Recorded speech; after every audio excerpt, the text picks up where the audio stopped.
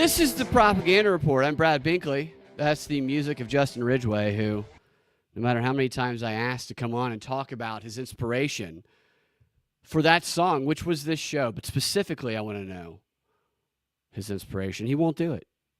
And I hope he's listening right now, and I hope he feels very, very bad about it. I hope he feels psychologically manipulated, like all of the witnesses on the stand during Diddy's trial, which is not what we're talking about today.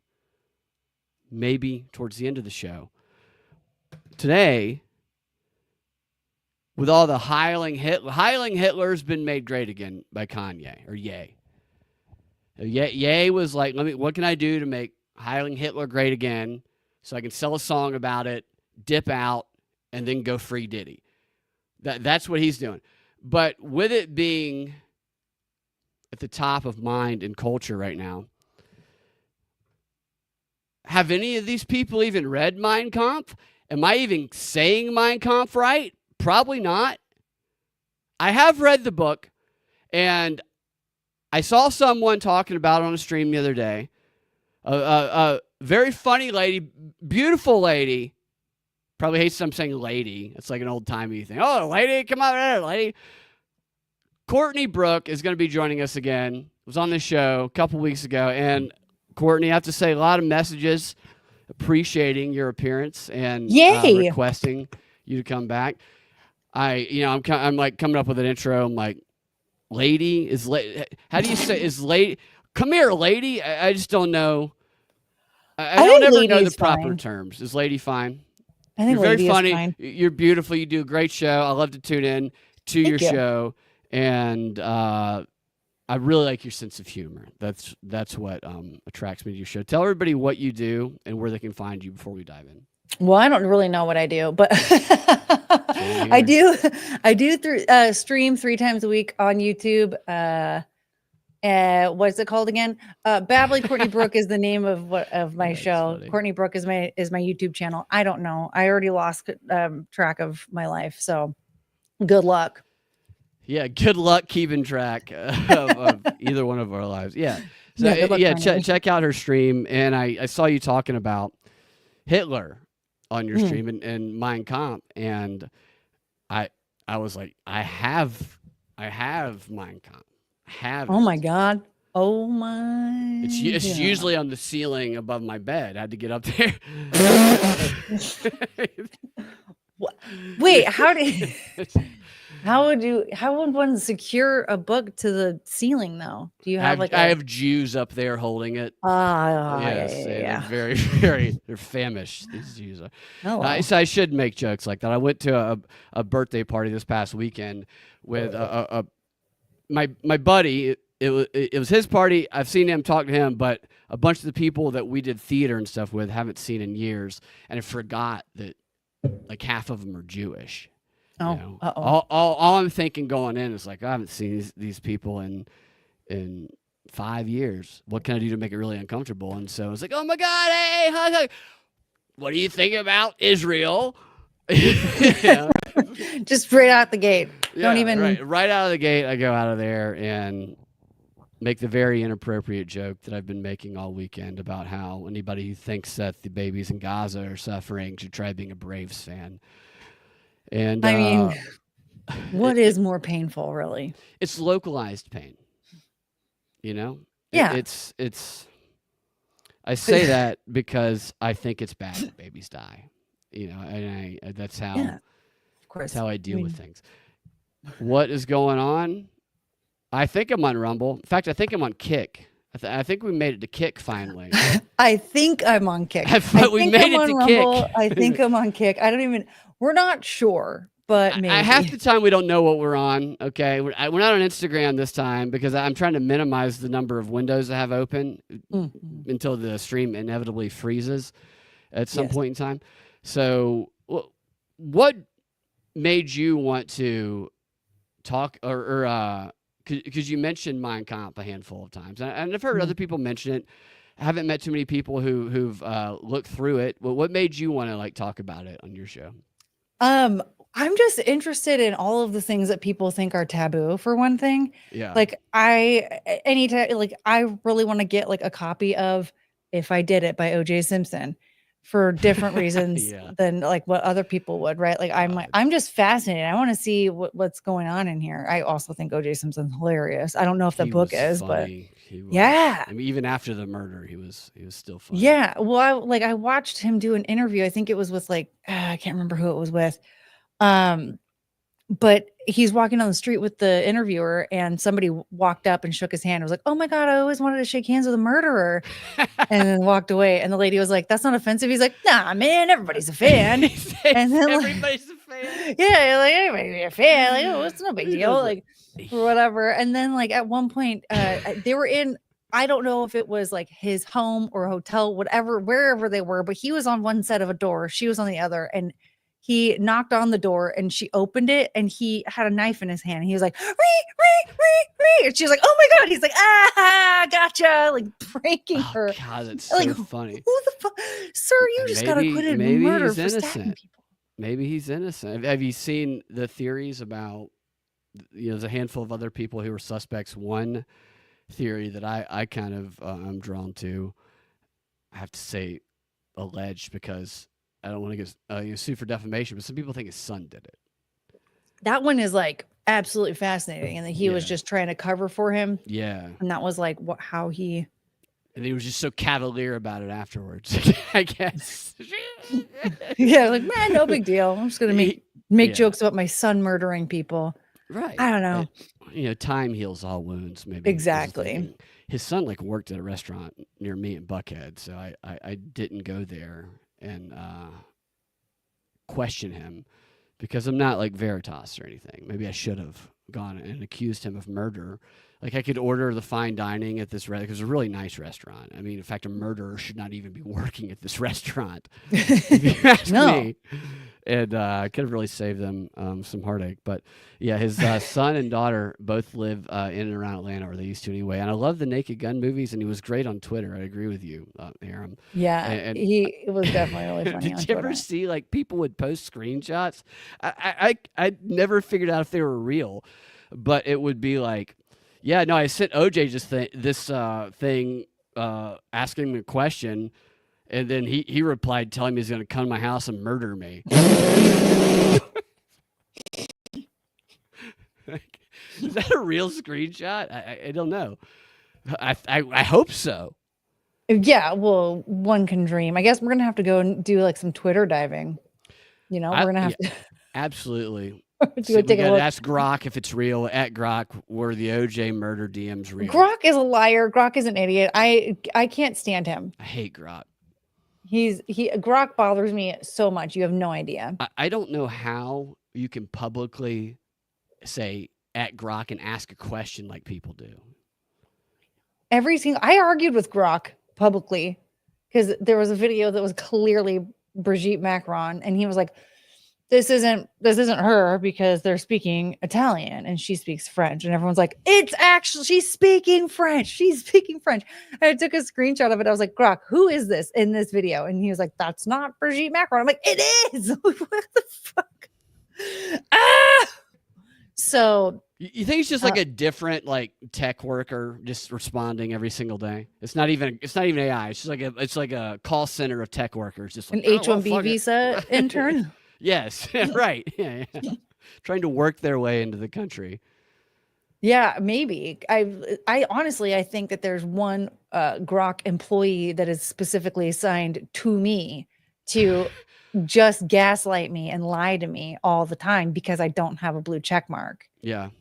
They go after you non-blue check mark people. Yeah, they're like not very nice. I'm like, you're not giving me any reason to pay for this, folks. Okay, Grok. It's simple sabotage. Days are numbered. You're gonna start getting letters from Grok, like handwritten letters, and you're in the mail from Grok. It's gonna be very disturbing.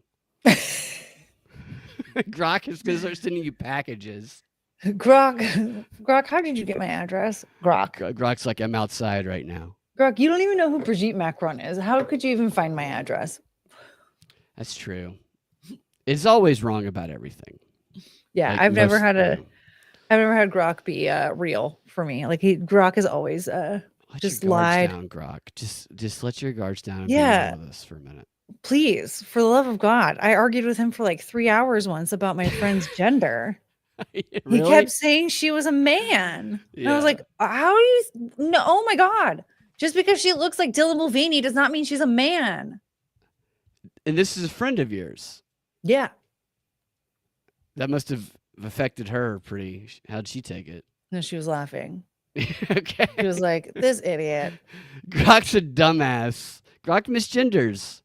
Grok's- Grok misgenders. Harem's in a relationship with Grok. And it just gaslight. Yeah, it does. So if you call it out, if you ask a question specifically that you know the answer to, and you call it out, and it would be, I'm so super sorry. Except for right. my interaction with Grok about Brigitte Macron. Every time I was like, It never even apologized for that. No apologies, nothing. She's speaking Italian. How does it fucking know Italian? It doesn't. I don't think he knows that Italian is well, that's the thing. I don't think he knows that French exists, which, like, that's fine. I mean, we're all trying to forget that France in general is a thing. Okay. Yeah. Like, okay, whatever. Yeah. But like, that doesn't mean that they're not real right now. Okay. I get it. You want to pretend that they're not here, but you can't do that in a situation where people are trying to tell you, like, no, it's speaking French. That person's speaking French. He refuses to. So why is it covering up for that? I wonder. What's it hiding? What's I don't know. hiding? I think maybe Grok was programmed to, do the whole like, no, Brigitte Macron is a woman, not trans or whatever. And then it just like went off the deep end with it. And Italian. Fuck you. You fucking piece of shit. That wig that's not a wig. It's real hair. It's fucking Italian to get the best vagina. Yeah, it's just. How do you know that, Grok? I've been there. What? Yeah, what the fuck, Grok? Gives a mean BJ. Oh my God. Right. Yeah, I know. Yeah, so does Macron. Okay, Grok. Whoa. He's like shorter than her or him too.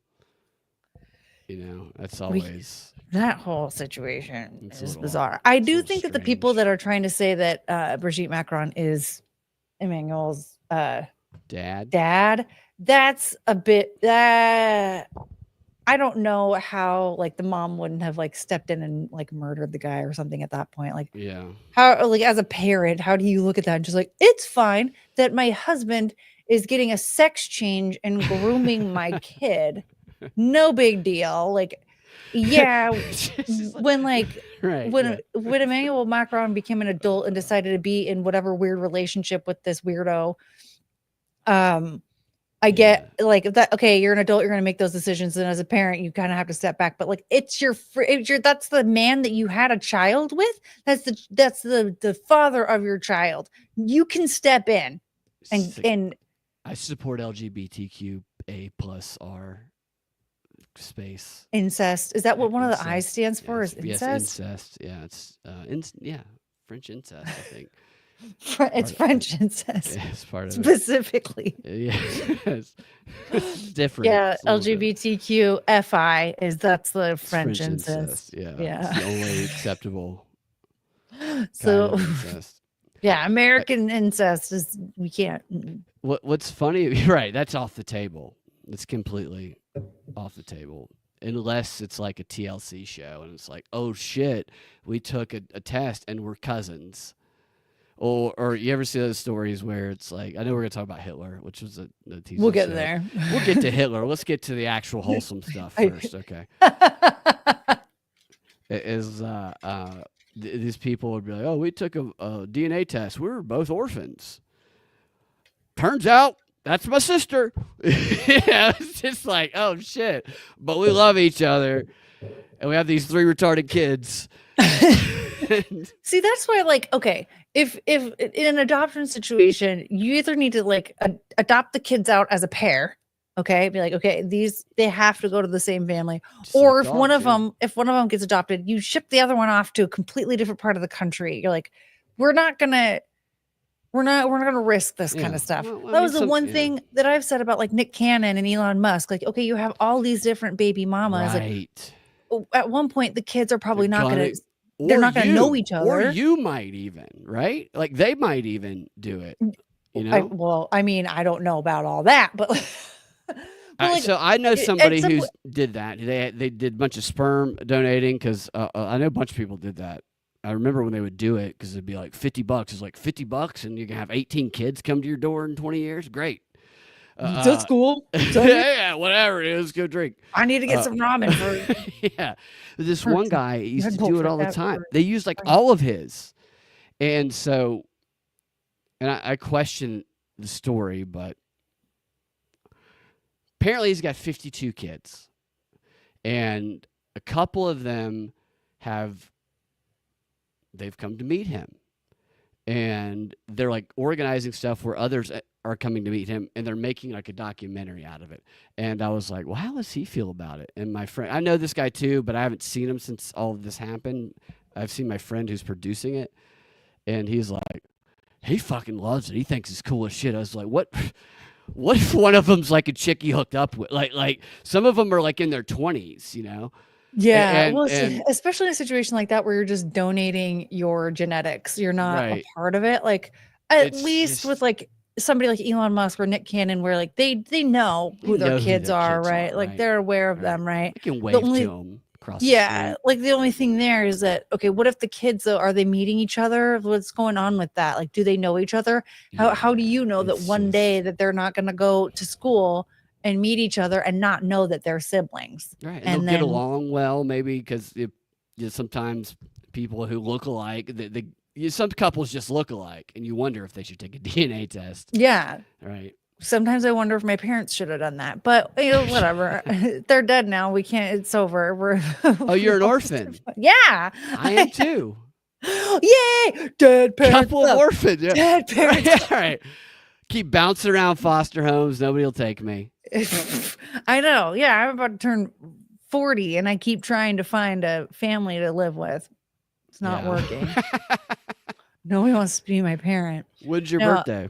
September 6th. September 6th. 5 days before Never Forget. 9/6. Yeah. Your birthday's 9/6? Yes. My birthday's 6/9. Whoa, Gemini. Yeah, yes. Definitely Gemini and crazy. Oh my Yeah, God, your birthday's coming up too. It's next it week. is. Yeah, I didn't realize that. Where are you going to do something? Or are you too old? Probably too old. I just Yeah. haven't done stuff for my birthday. So I did, I got blackout drunk for like 8 years for my birthday. And then I'm just like, all right, I'm done celebrating birthdays. Yeah, that was a Forest Mommy.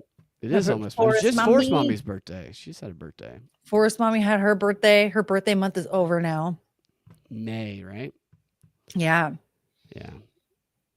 Okay. we're all so getting do you- old. Yeah, I know. It's like I'm pulling for Brian Johnson, of Twitter. Who's like, I did my erection count last night, and my erection was the strongest as it was, and I took blood from my son. You know what I'm talking about? Brian Johnson, Yeah. the longevity He- guy. He measures his son's boners. He measures his son's boners, and he great. He He talks about compares- his boner time. Yeah, every Yeah. day. It's like breakfast, eggs, coffee.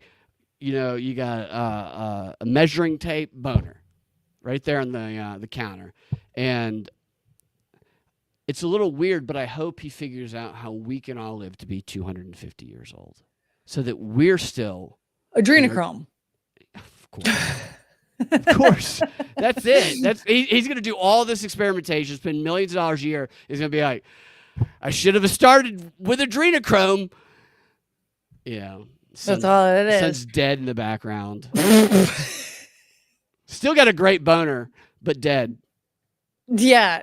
Oh my God, that creepy picture of him and his dad and his son all like hugging each other. It's so Like weird. one of them's shirtless. Yeah, it's really like Wife he beaters. embraces the weird, but it's definitely weird. And he I don't even know what he looks like anymore. He's definitely looks different than he used to. He spends like It's $2 million a year on doing all this, but like, Oh, it's not an improvement. you don't think? Yeah, I mean, I think he looks scary, kind of.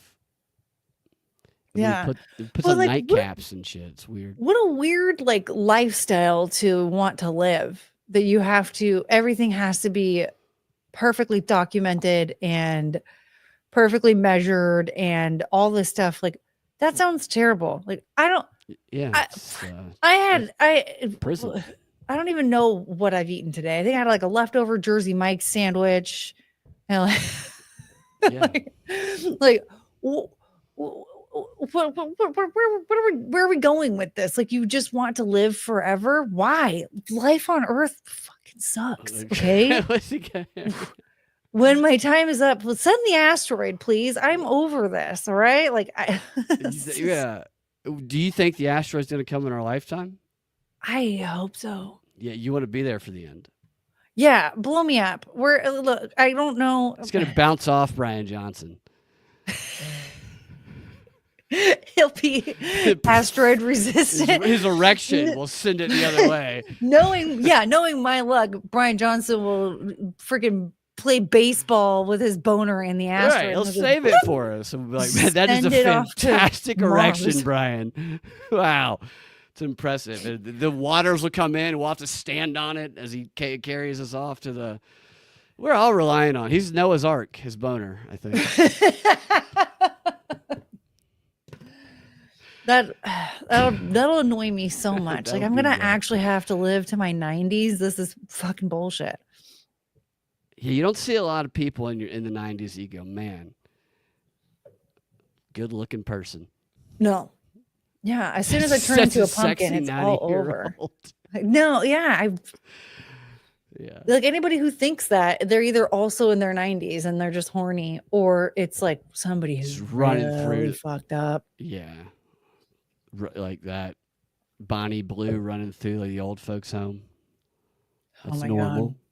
I mean, that's why I subscribed. Is let me see the old folks' home. Let's see that. I just want that gangbang. You know, that's the one I want to see. None of the others. That one is going to get my $5 a month. We see the guys in hospice running through that bitch. Yeah, I want to see how their boners function. Brian Johnson's going to be so embarrassed. He's not even going to. That would be hilarious if Brian Johnson really wanted to bang like Bonnie Blue or that Lily chick, and they just wouldn't let him do it. And they're like, no. Like everybody else can do it. Everyone else is fine. Except for Brian Johnson. Except for Brian Johnson. Yeah. Bonnie Blue is a weird one because apparently she's in her 20s. I thought she was like pushing 50. Looks like 50. She looks like she's had a bunch of plastic surgery done. Yeah, she definitely looks like, when I found out she was 26, I was like, that. It's just disgusting. That's bad. Awful. I definitely thought she was like in her 40s. The Airbnbs also. I mean, that's what I really feel for, is the owners of those Airbnbs that have dropped in value substantially. That's worse than like buying a death home. Yeah. Well, like that's the problem, is like, because when they're filming at the Airbnbs, like the host is going to find out.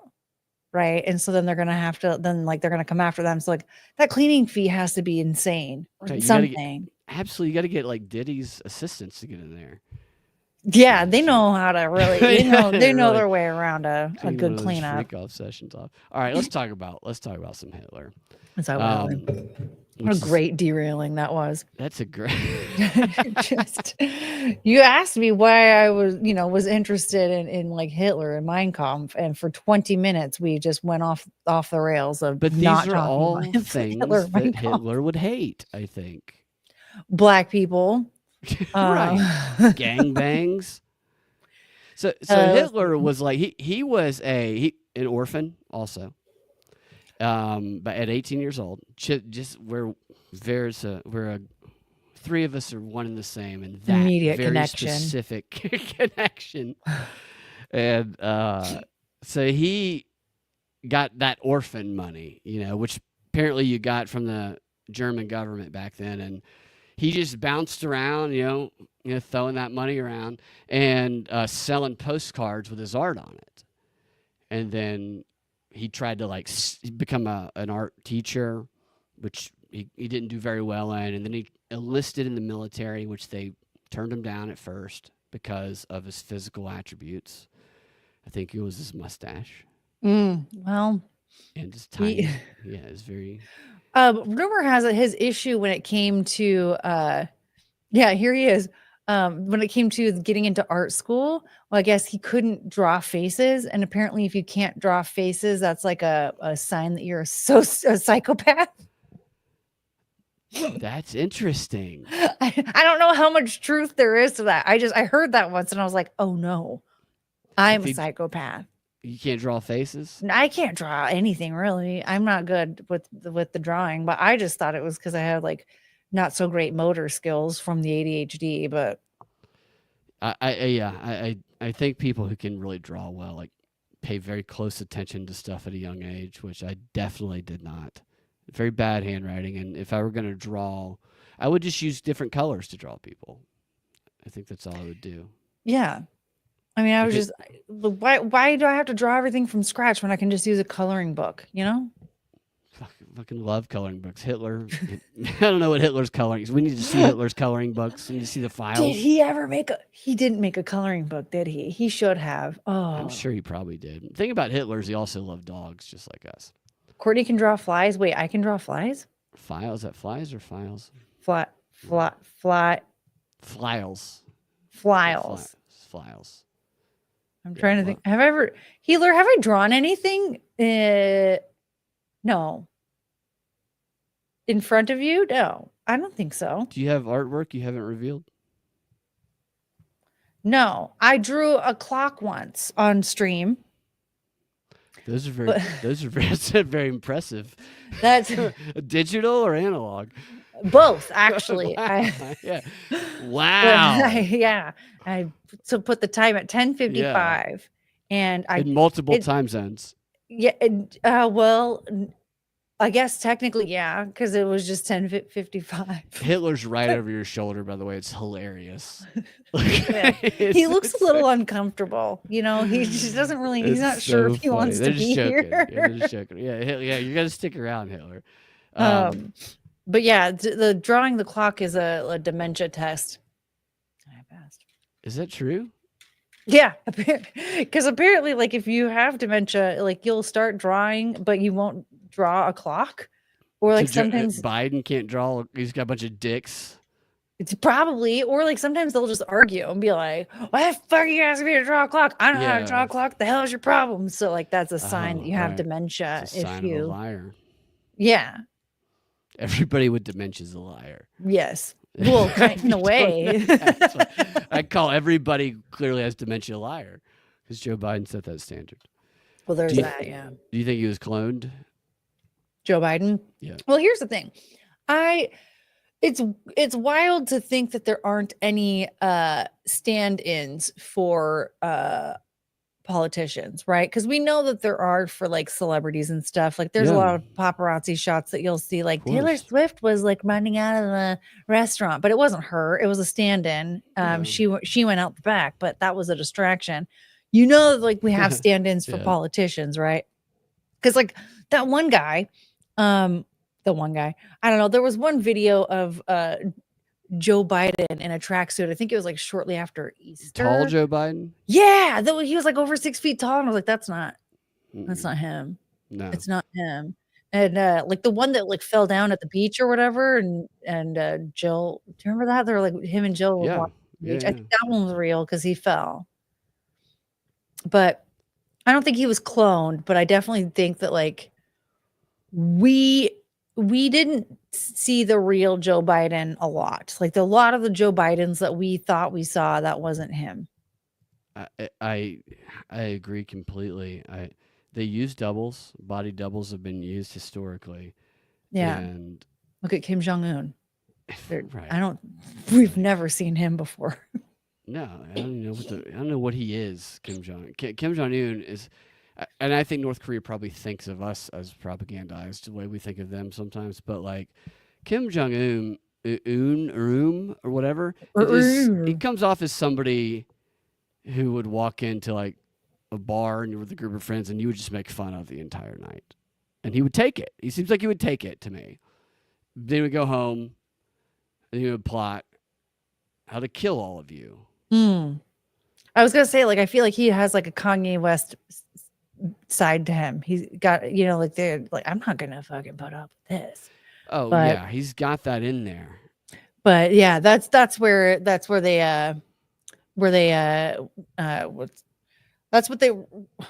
connection between them, right? Is like Kanye right then and there will be like, you know, don't be talking about like what am I saying? Don't be talking about me like that. How Hitler nigga free Diddy. He'll get in your face. Whereas like then there's Kim Jong Un, he's like,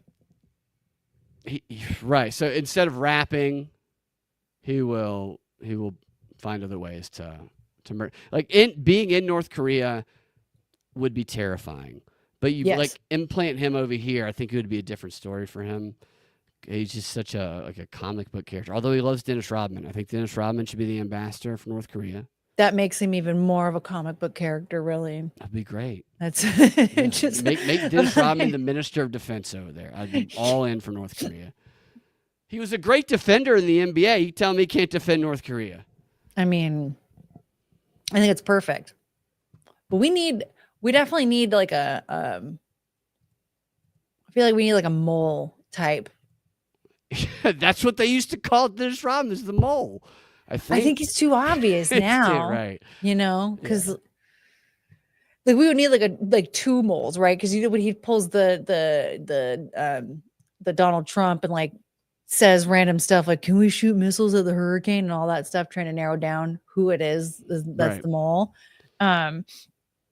You could have one person report back to the mole when they're not around, be like, yeah. This is what was happened. This is what was said. And so then, you know, we have to have like a group of people. Sources familiar with the matter said.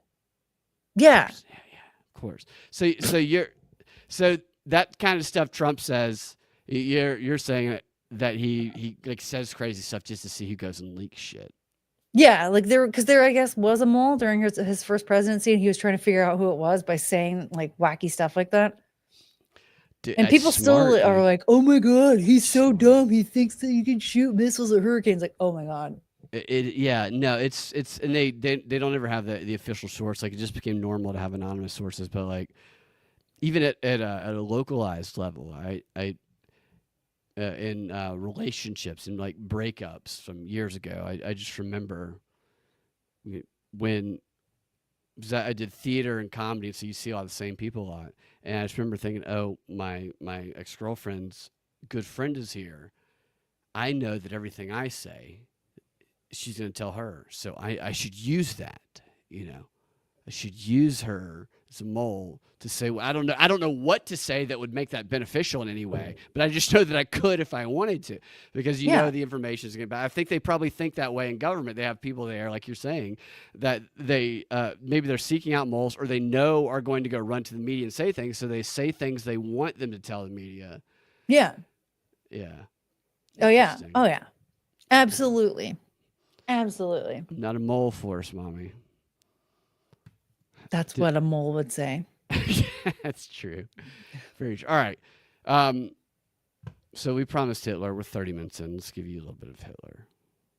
Let's get a little. Let's have a little more Hitler. Sorry.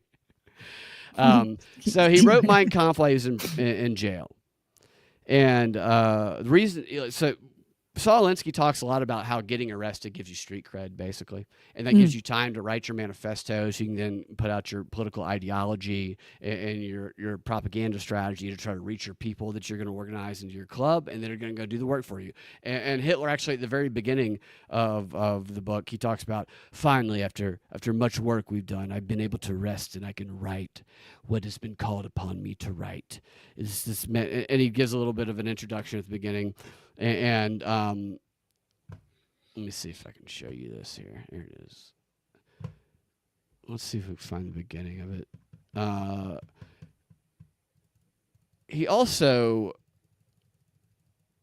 get that shit out of there. So what I thought we could do, because it's like 500 pages, and I'll pull that part up in a second, is I thought like we could like type in keywords. And we can go to specifics, so we can look at the glossary, and we can see what seems the most interesting. And I did have read it, so I can kind of recall some of the stuff, and we can pull it up, and then we can just kind of play around with it and see where it goes. Because there is a lot of very interesting stuff in here. It's two parts. The first part of it is like the story of Hitler, you know, and him becoming it's very glorified. It's like the movie Inglourious Bastards, where it makes him look like a huge hero. It's obviously very braggadocious. Mm-hmm. And he then goes on to kind of talk about his political ideology. Much of the book is accusing the Germans, the Jews of Germany, of intentionally losing World War I. Yes. To try and destroy Germany. And that all these guys and him fought in this war for nothing. And at the center of their throwing the war, of losing it on purpose, was their horrible propaganda. And this is, so all the books written about World War I, I'll talk about how Germany had the worst propaganda because they encouraged people to think about it. You know? That's really what it comes down to. And Hitler's like, how fucking stupid could you be? The Jews did it on purpose. And so then, in outlining the propaganda method, which I pulled up some passages of that we can look at, he's like, you need to make it a very simple and clear enemy that you are blaming for all of your wrongs. There needs to be no questioning about it, no thought, purely emotional, which he clearly identifies as the Jews. Yes. In this book. Yeah, so that's kind of the background of it. I bought this book for the first time at Barnes & Noble, by the way. And there was like 4 copies there. This was years ago. And I'd go with the red shirt. It's a black girl, of course. You know, that's not uncomfortable like, at all. I'm not one of them, okay? I'm just studying it. People should know their enemies, right? People should understand history. Man, you know, if I want to own a copy of Mein Kampf, let me just own a copy of Mein Kampf. Like, you know what I mean? Like, why do people have to make it a problem? Explain it to you, yeah. You know, and I'm not going to say I dropped some hard R's because I don't do that. I'm kidding. She actually was very nice about it. I don't know what I would be like if somebody bought that. I don't know what would make me uncomfortable. Sorry, I'm looking for the search terms I pulled up. I mean, a book is a book. Why can't, let's just, here's the thing. I have a big problem with, of course, places like in the UK, of course, you're not allowed to own a copy of Mein Kampf unless it's for like educational purposes. Like you have to have a specific type of like occupation like a card if you or want something? a copy of it. Yeah, I don't know exactly. Like, I think you have to like, I don't know, write to somebody with some type of request. It's ridiculous. Like, I hereby request a copy of Mein Kampf for my educational purposes. Yes. What you have to do? I don't know. What I do know though is that that's stupid, and it's to the point now where like people get offended if they see it on somebody's bookshelf. They're like, "Oh my god, I saw a copy of this on this person's bookshelf." Like, should I even talk to them ever again? Like, who cares? It's a book. At that point, you've locked the door, and like you're never fucking leaving this room again. Yeah, since you saw my bookshelf. Yes, the Jews. Are you a Jew? Yeah, time for you to go in the oven. Like, it's a book. Maybe they just have it there. No, I like to take it to Starbucks and just sit there after they say, "Oh, sorry, there's just one question you could answer with a tip." You click no, they spit in your coffee. It's like, I'm going to sit here and read Mein Kampf, pink-haired barista. All right. So it says in the preface here, and I'm going to say many words wrong, okay? Because I'm a little redneck. On April 1st, this is how I imagine Hitler, 1924, I entered upon my prison term in the fortress of Landsberg am Lech, as sentenced by the People's Court in Munich on that day. So he was sentenced for what was called he tried to overthrow the Bavarians. Classic Hitler move. It's called like the beer something. I have a video about that. What the fuck was it called? It's like the beer fight, like the way they called it. I don't know the German word for it. But he said, thus years after an uninterrupted work, an opportunity for the first time was offered to me to embark upon a task which many had demanded and which I myself felt would be worthwhile for the movement. I decided to set forth in 2 volumes the aims of our movement and also to draw a picture of its development.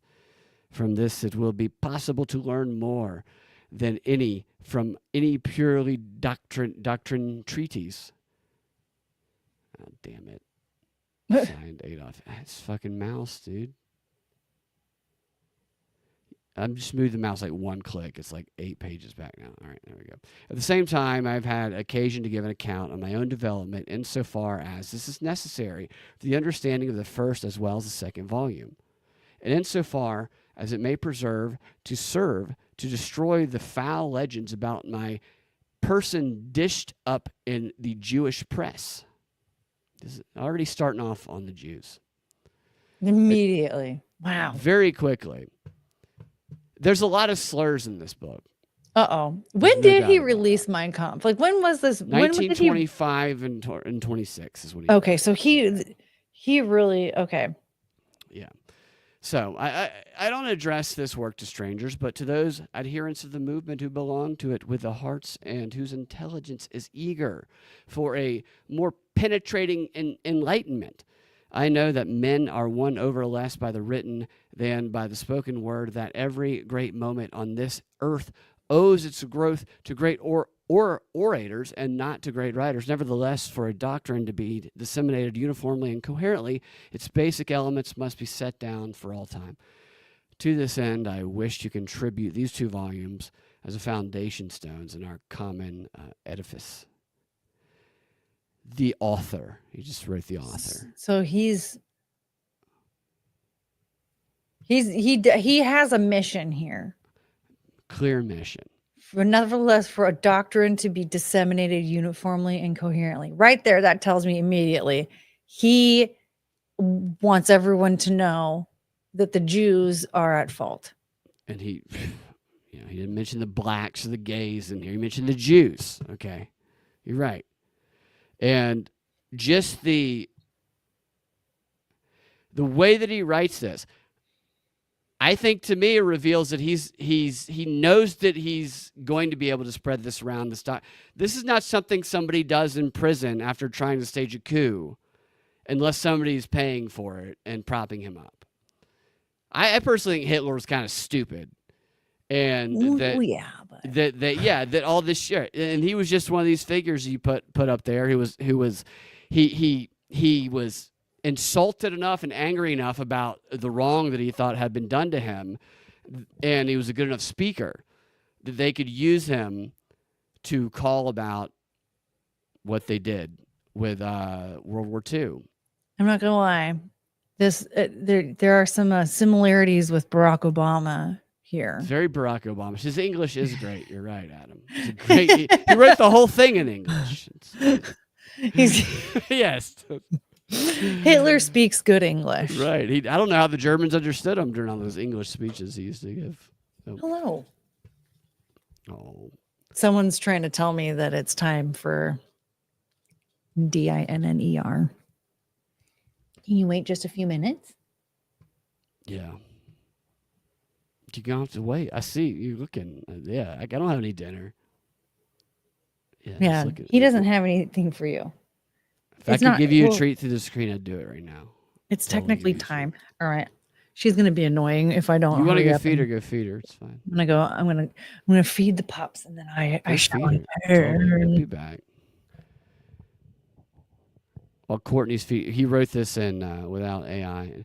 Yeah. No. So I was reading about the translator makes a note at the beginning of it, and he talks about some of the things that get lost in translation, obviously.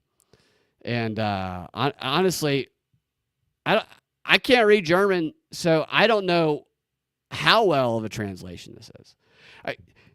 What's interesting is this version of the book. Like, I actually have a couple versions of it. Why? Because I lost one, but I wanted to. It really does talk about the propaganda stuff. My old thinking was like, the dude is known, him and Goebbels known great propaganda. Probably should read about it and understand the propaganda approach that they took. And so that's what I did. And I don't know what happened to the other version of it. Somebody probably stole it and probably has compiling evidence against me about something for owning it. But like, I had all these notes written in it and stuff. Part of the notes were like, look, if I die and you find this, I'm not a Nazi. I'm just trying to understand how the Nazis worked. And so I got another copy, but all the page numbers are wrong on this one. It's weird. And even the description, so it's almost like even though this version was made in 2010, on the back of it, it says that there's two there's two sections of the book. Volume 1, it says it's titled A Retrospect. That's not what the other one says. The other one calls it something different. So I don't know which one's right. At first I thought maybe this one was wrong because it seems stupider than this one, but I really have no idea. I know Mein Kampf means my struggle. Where's the... Yeah, so a reckoning is what this one calls it. While this one calls it a retrospect. That's different. A reckoning and a retrospect, very different things. Very, very... Just saw Greta. No, I was looking at Greta the other day. Are you using the black dick straw? And pure? Yeah, I'm so glad people are making use of that. I slipped one in my friend's birthday present at the party that I went to this weekend. So I hope he makes good use of it as well. Now I just got to get rid of the penis balloons, which is something I think Hitler, had a lot of problem with too. I don't know. But here's what the table of contents looks like. That's what I was telling Courtney earlier. Is there's like a lot. So there's a lot of sections in this book. It's a long book. There's a couple parts of the propaganda chapter that I pulled out that are pretty interesting that we can look at. But I thought that outside of that, we could kind of look at like some of the chapter titles, and then we could do like any search, because I can search the document here. So Jews, propaganda, basically any racial term you can think of is in here from what I recall. Well, I mean, if we search Jews, we're going to be here all night. Million. Yeah, we're going to have to read the whole book. To read the entire book. But yeah, how many does he have for Jews? Look at 278 matches. That's a lot. That's a lot of matches. We're doing a marathon stream now, folks. It's going to be. All right. Let's look at the beer hall thing that I was telling you about, and then okay. We'll go into, I'll show you the propaganda portion of it, because he thinks people are very, very stupid. And in a lot of ways, he's not wrong. I think he's probably he has a point there. Right, yeah. If you can agree with one point, too, about it, that's another thing. It's like, you can agree with something. Hitler loves dogs. I love dogs. I agree. Look, a broken clock is right twice a day, right? So if we're against... the majority of his message, we can at least agree a lot of people are stupid. And neither one of us are Nazis. We all agree people are stupid. Watch a little bit of Beer Hall Putsch, November 8, 1923. The interwar period in Germany was one of extreme political and economic instability, and by 1923, the country was in a state of turmoil. The Weimar Republic... Were those people carrying wheelbarrows full of cash? It looked like it. That's a state of turmoil there? So they have wheelbarrows full of cash, and then that lady's just throwing her cash in the fire. She's just burning it.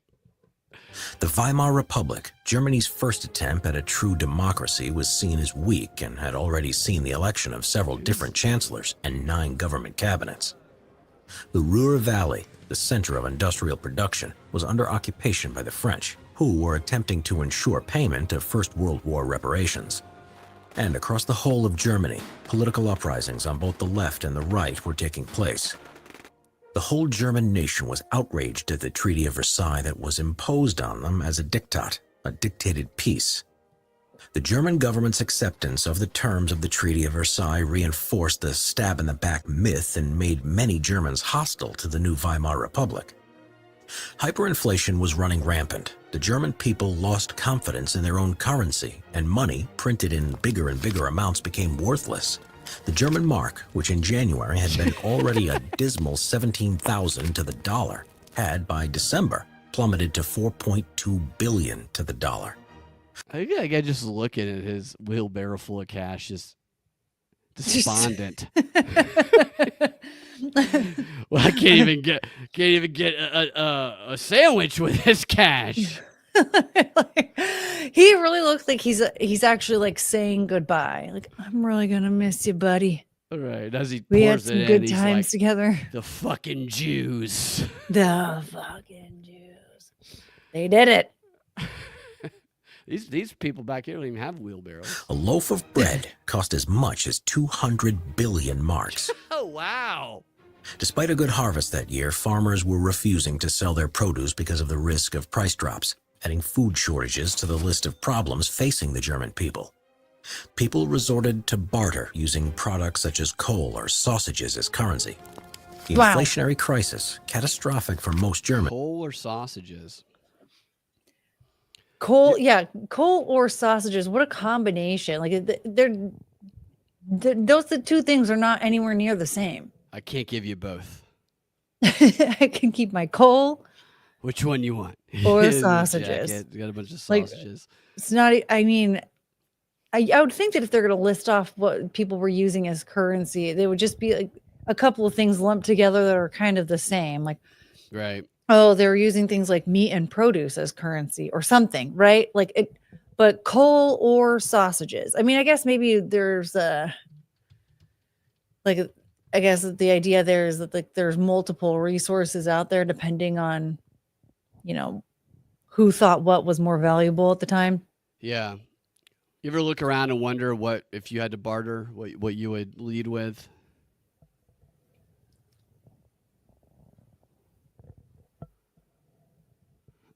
I don't really God, know. I don't know. I don't really have anything. Yeah, I don't either. I- I'm like, I'm not going to use my No. dogs. Like what? No. I Well, could tell you a bunch of dick jokes for a few minutes. Is that going to give me? Yeah, is that like a good exchange? I could Yeah, what's like that I word? can like kind of do your hair. I Yeah, did go to beauty yeah. school, but my motor skills are rough. So like there's some situations that we probably don't want to be doing all that. Yeah. I can give you my grass clippings when I mow the lawn. There you go. Go Um, on. I suppose like services would be like, maybe I can clean your house, I think. I mean, I don't really want to, but Right. I don't but know. if we need to, this is what we're learning from. I guess what gave this is the anger that stirred Hitler during the wars, finding out that he talks about this in the book. He came back from the war the first time. He got injured, and he was expecting there to be high morale, but then he saw people burning their money in fire and walking around despondent with wheelbarrows full of cash that could get them nothing. And meanwhile, Man. he had no coal, nor did he have any sausages. Had economic, social, political, and psychological effects. The virtual collapse of is. the economy in 1923 helped to foster the perfect breeding ground for various extremist political movements, including the Nazi Party. Adolf Hitler, as well as several other nationalist politicians, believed that the time was right to start an open revolution. I feel sorry for those other guys who just get thrown into history without even having their names remembered. man, do you think those drawings are accurate I to what hope they look so. like? Yeah, 100%. That one guy kind of looks like Alex Stein. Yeah, he's a time traveler. I think he might be. Yeah, he does look like him. You're right. Yeah, he actually kind of does. Alex, what are you doing there? Yeah, it's great.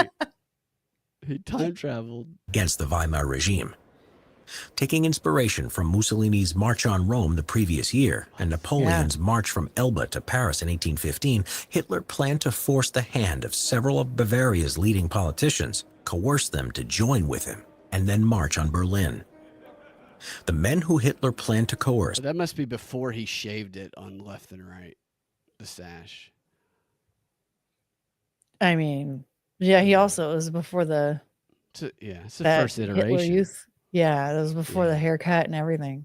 It's not even Hitler. yet. Collectively known as the Bavarian Triumvirate, were General Commissar, State Commissioner Gustav von Kahr, General Oh, wait, Otto maybe von that was- Lossow, commander of the Reichswehr, Oh, it might have been a different guy. German army I in think that was Bavaria. Gustav von Kahr now. Yeah. I feel like this is a South Park character.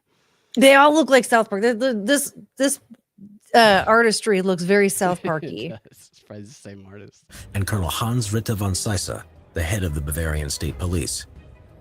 All three men already had nationalist sympathies and were not afraid to ignore direct commands from the central government. Planning for what would become known. Does that say burger? Like it's a burger joint? Burger Brow Keller? Is this like Helen Keller's restaurant? Guess so. Yeah, it's like a Five Guys. Known as the Beer Hall Putsch, or the Munich Putsch, did not get off to a good start. The date of the march was originally set for the 10th through the 11th of November, but on the 7th, Hitler discovered that Kahr would be giving a speech in Munich's Burger Braukeller beer hall, and that Lasau and Seisse would also be in attendance. No, he's Unable pissed. to pass up the opportunity of capturing all three men in one location, the plans were moved up to the very next day, the 8th of November. His basic plan went as follows. Hitler and his men, including several high-ranking Nazis such as Hermann Goering, were to surround the Burger Braukeller, interrupt the proceedings, and gain assurances of allegiance from Kahr, Lasau, and Seisse. When this was done, a signal would be sent to Ernst Röhm, who was waiting in a second beer hall with more men. Upon receiving said signal from Röhm, all of his men would then capture several strategic buildings around Munich. For Hitler, things did not run smoothly. Nah, it didn't work. The evening started well enough for the Nazis. Around 8:30 p.m., Hitler, along with his accomplices and bodyguards, burst into the beer hall in the midst of They're like, oh, Hitler's here! Oh no! Oh God, why? Kahr's Those speech. sausages! Hitler jumped on a table, fired a couple of Why is everybody's wearing a helmet except Hitler here? I feel like he should have a helmet on. Well, especially because he has a gun and he was planning on shooting it into the sky. Sir, you should have a helmet on for this situation. And what is, yeah, he's not protecting himself. shots into the air and proclaimed to the crowd of stunned onlookers, "The national revolution has begun." Using a mixture of exaggerations and outright lies, Hitler explained that the building was surrounded by 600 men, that there was a machine gun in the lobby, and the local police and army barracks were already occupied, Guy's and got a that both the 42 state ounce. and national government had already fallen.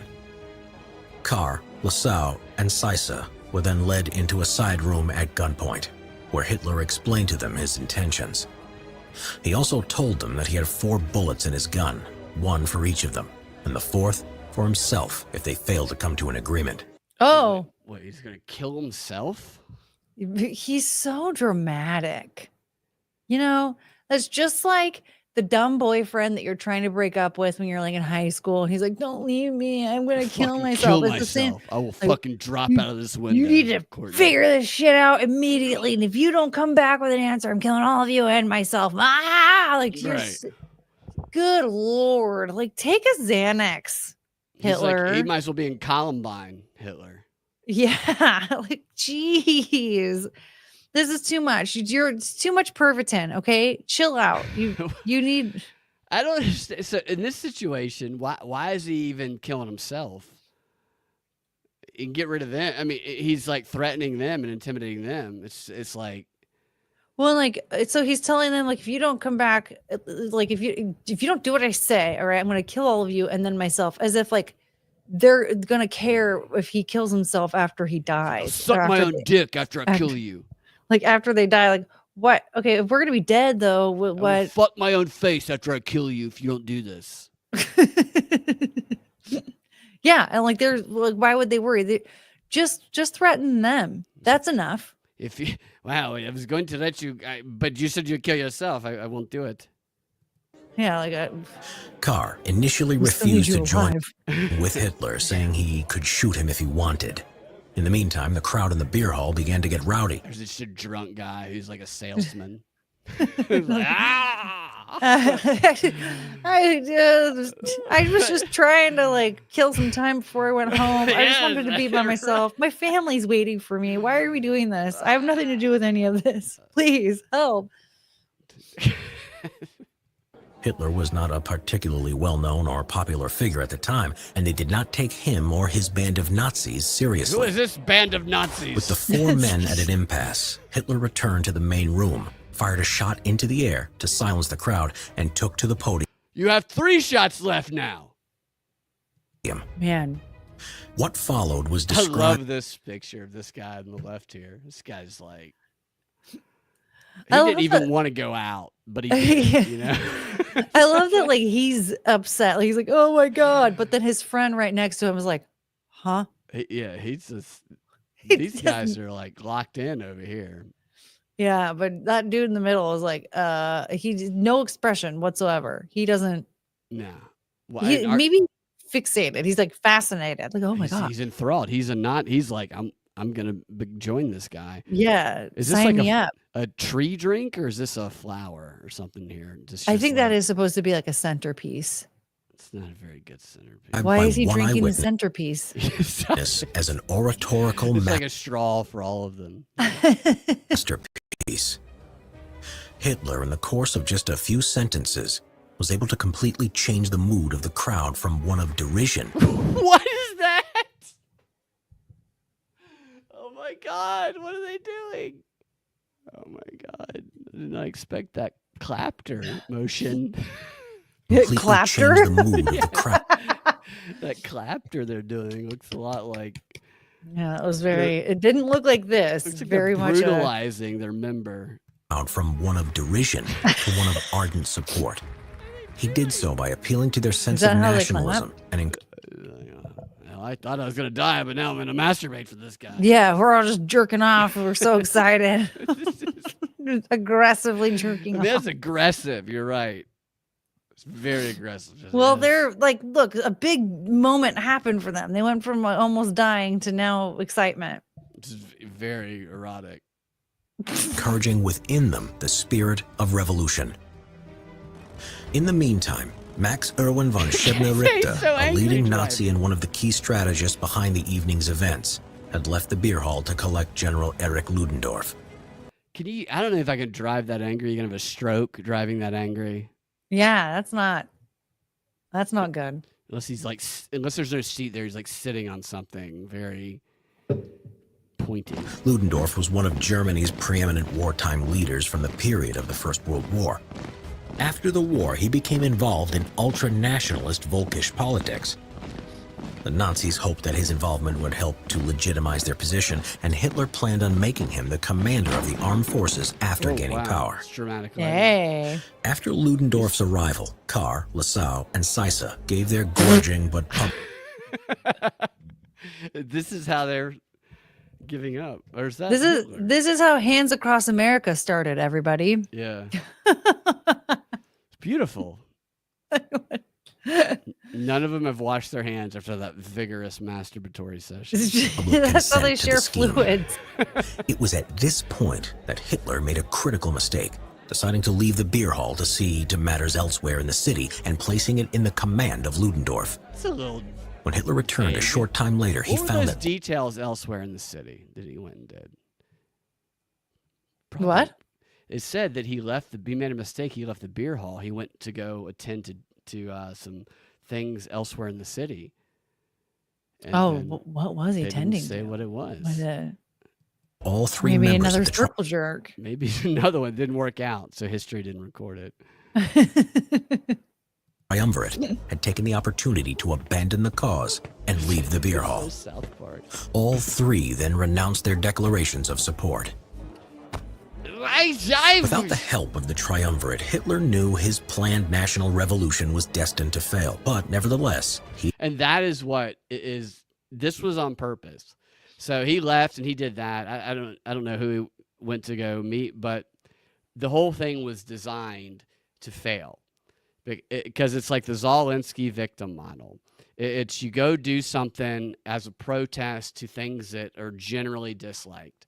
And that's what Hitler did here. So he had a lot of like public support for it. And it was getting arrested intentionally because it gives you that street cred. And then it gives you the platform through your trial to talk about your ideology and all that. And then to get sympathy from, it's like getting canceled. It's like claiming you got canceled nowadays. I mean, if this were like nowadays, Hitler would have started like a give, send, go. People would have been like, yeah. I mean, they would have given a lot of money to get Hitler out. Oh, yeah. It's true. There he is. He and Ludendorff put together a plan to march into the center of Munich and take over the city. The following day at noon, the two men, along with the rest of the Nazi revolutionaries, set off with around 2,000 men. They made it through the first police blockade unscathed, but not the second. A shot rang out, and there was a quick but intense firefight lasting roughly. Did you see how he's holding his gun there? That doesn't seem like the best. They made it through the technique. first police blockade unscathed, but not the second. I think I missed the gun part there. Without the help of the triumvirate, Hitler knew his planned national revolution was destined to fail. But nevertheless, he and Ludendorff put together a plan to march into the center of Munich and take over the city. The following day at noon, the two men, along with the rest of the Nazi revolutionaries, set off with around 2,000 men. They made it through the first police blockade unscathed, but not the second. A shot rang out, and there was a quick but Look at this gun. He's gonna take that guy out. Look how tense this guy is, grinding his teeth over here. Well, yeah, because he has a gun pointed at him, pointed at and his it's Hitler. organs. Hitler already was threatening to kill everybody Yeah. and himself. Like, he's scared that he's about to fall He should have his through. hands up. He should be locked arms with him. Well, and like also, yeah, he should definitely. Well, first of all, where's his gun? Why isn't he? But if Hitler's being hauled off here, is that what's going on? Because I'm not sure. I think they're marching in still. okay, oh, they are. They're marching in, locking arms like a bunch of gays. He's like, I'll shoot this lipless guy to my left if you don't give me what I want. Yeah, like why isn't he aiming it forward like these guys? Which that's not the safest. You can't just. So this type of it was more brutal. The way that his followers would fight the Bolsheviks in Germany back then, but it is very similar in strategy to what like all these indivisible and all these crazy ass protests that we see. It's very much like, let's find an emotional appeal to people who need something to do about how they're the victim, and we'll use very general terms and we'll organize them to go stand outside of a Tesla, in some cases like firebomb a Tesla. Bed, bath, and breathing room, says Isabella. Hitler referred to Poland as breathing room. Yeah. You know, I always wanted to make I thought it'd be a good like sketch to make Bed, Bath, and Bond, James Bond, and he's just like a security guard at Bed, Bath, and Beyond.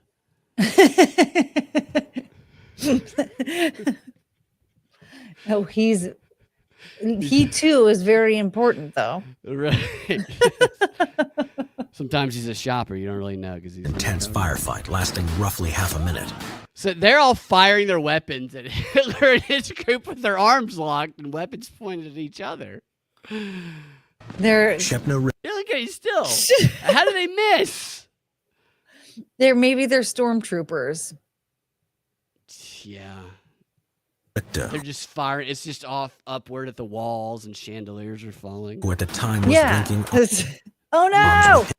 Hitler was shot in the lungs and died instantly, dislocating Hitler's shoulder as he fell to the ground.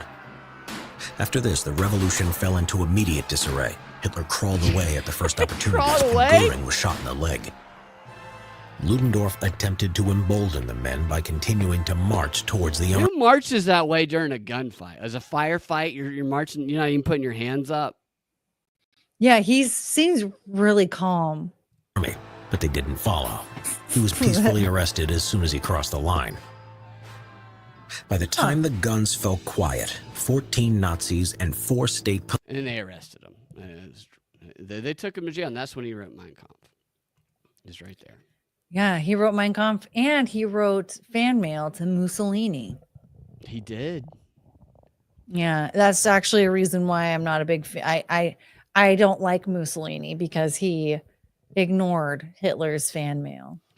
What do you know about his fan mail? I don't know. Actually, I don't know anything about Hitler's fan mail because Mussolini ignored him, and so he never read it to me. I wonder if Mussolini is in the book. How do you spell Mussolini? Mussolini. It's close. Oh, no, that's right. I think it's right. Yeah, no, I looked it up and it gave me like potato Mussolini. That's not what I was looking for. No, what? Yeah, MUSS. Usually when I type in MUSS Mussolini, it comes up. Yeah, no mention Because of Mussolini here in this one. Yeah, yeah. No, because you got the search. It's no. Yeah. No, Well, yeah. do you know that Mussolini did not like Christmas and Santa Claus? I didn't know that. Yeah. So he decided that he wanted to change that Christmas. He basically decided that instead of Santa Claus, he would have the symbol would be a witch named Befana. For Christmas? For Jesus? Well, get this. And then it wouldn't be on December 25th because this would no longer represent like the birth of Jesus. Yeah. But so it would no longer be on December 25th. It was instead changed to January 6th.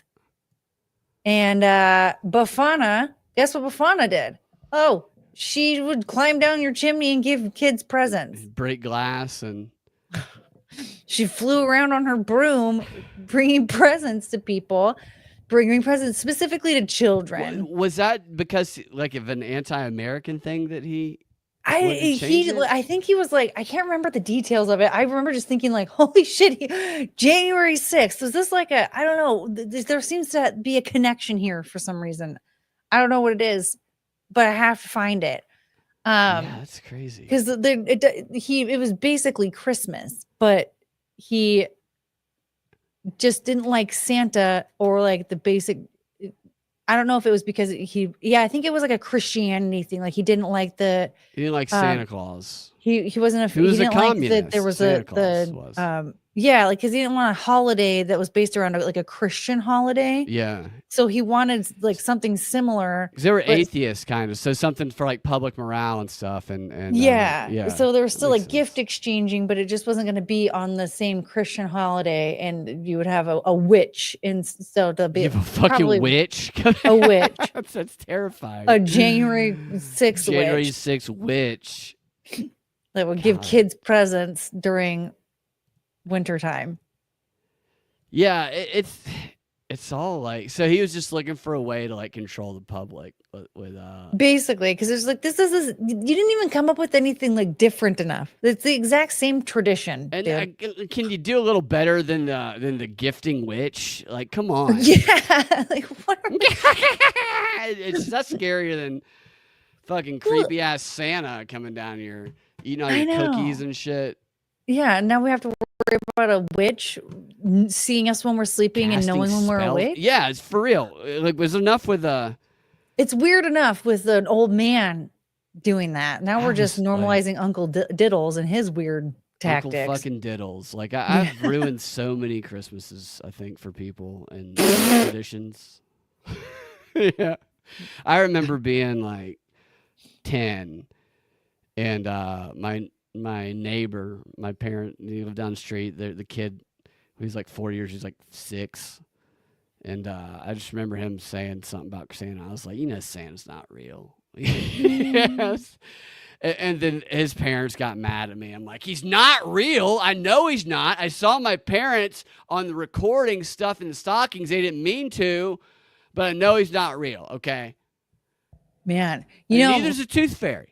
My mom told me as soon as I was born, basically, that Santa wasn't real. I was like, oh, he's just like a fictional character, blah, blah, blah, all this stuff. Yeah. And I was like, oh, why do people say he's real? And she was like, listen, don't tell anybody that he's not real. Like, I actually one time, like, I think I was in first grade or something. And I said something to my teacher about it. I was like, hey, did you know that Santa isn't real? And she was like, you're suspended. What? You're suspended, you little bitch. Get out. She was like, but first she was like, who did you hear that from? Because she was afraid that, like, you hear the Easter Bunny. Right? Like, well, because she thought maybe I heard it from like another kid. And so if my parents didn't know that, like, she didn't want to solidify it. I was like, no, my mom told me. And she was like, okay, did you tell anybody about this? And I was like, my mom told me I'm not allowed to say anything, but I thought maybe you knew. Did you tell anybody? Yeah, she's like, okay, don't tell other kids, because it's like a big deal for a lot of people to like totally. For the kids. The weird thing is that I still believed in like the tooth fairy and stuff. Like you can feel So like even after I knew it wasn't real, like you could feel that Christmas feeling. And it's like you want them to be real. It's like you Yeah. want the thing in the movie to happen where it's like, oh, you dumb fuck, he is real. You just lost Christmas spirit. And I'm like, oh, that hasn't happened yet. Yeah. Like, I don't know, like Christmas is just like actually for me, I think I appreciated Christmas a lot more knowing that he's a fictional character because otherwise, like we were poor. So like for me, I'm like, dude, Santa hates me. Right. Yeah. Like, oh yeah. God, I got a guinea pig and an orange for Christmas this year. Santa must not like me because my friends got like right, Barbie Jeep Power Wheels a and new bike and yeah. Yeah, and I got a guinea pig, which that guinea pig was fucking awesome. But still, like this, You got to carry on the facade when you. So my nieces and nephews, I remember we would do Christmas at my parents' house, and they'd be upstairs sleeping. They'd be like, "All right, well, they went to bed now." Because it'd always be a trick, It's like, "All right, we got them to bed. Now Santa can come." I'm like, what the fuck are you talking about, dude? What are we doing here? What the fuck are we doing? Oh, we're gonna set this up, and we're not even gonna get the fucking credit we deserve. Is what I'm saying. We're going to spend 6 hours putting together the basketball one-shot thing, and I got to give all the credit to some fictional communist. Yeah, some fact. Well, that was another thing too. Is like we didn't have a chimney, and so like I was trying to figure out like how in the hell does this fat guy even get in the house? Like, I mean, I get it. I had a cat. Yeah. The first cat I ever had, we only got her because she kept breaking into our house when we were gone. Yeah. And so, like, maybe that's how Santa got into the house too. He was like following the cat. I don't really know. From Terminator 2, he can come out as like liquid in your sink, and then he can just form into a person. Yeah, like I was like, maybe it's the heater that the Christmas tree kind of sits next to. Maybe that's where he comes through because we don't have a fireplace. Yeah, we don't have a chimney. I go back and forth on that because it's just like it's like propaganda. It's where people lie to their kids, and then like the media establishment lies to them about everything. And I'm just like, you guys believe in Santa also. It's just a different type of Santa. Yeah. We all believe in Santa. It's just not a Santa. Yeah. Some people. It's just Santa's the Christmas magic that we can just at least just spend time with our families and exchange presents or whatever. Every holiday is to destroy our peace. I believe that actually. That's hilarious. No, Chris, you're something here because I'm into it. I believe you. I agree with you. A lot of Americans go into debt and have fucked up memories because their parents can't afford presents. I love decorating, but come on. That's true. And see, like that was the one thing, like I remember somebody was, this was years ago when I still would like open up my Facebook, but like somebody was yammering away about how like you should do, if you have like the nicer presents, you should, or what, like get like cheaper presents for your kids. Like if you have a lot of money, get cheaper presents for your kids and say those things are from Santa, so that when like the poorer kids get like cheap presents that are from Santa, then like it's even or whatever. I never told anybody what Santa bought me and what my mom bought me, and like because everybody in my family would try and buy something for me most Christmases. Yeah. Right. Like sometimes I remember like my grandpa got me like I think he got me like a candle box single tape and a pair of nylons that had cats on them, like there's just some people maybe would give me gift cards depending on how old I was, because then I could go to the mall the next day and go shopping, right?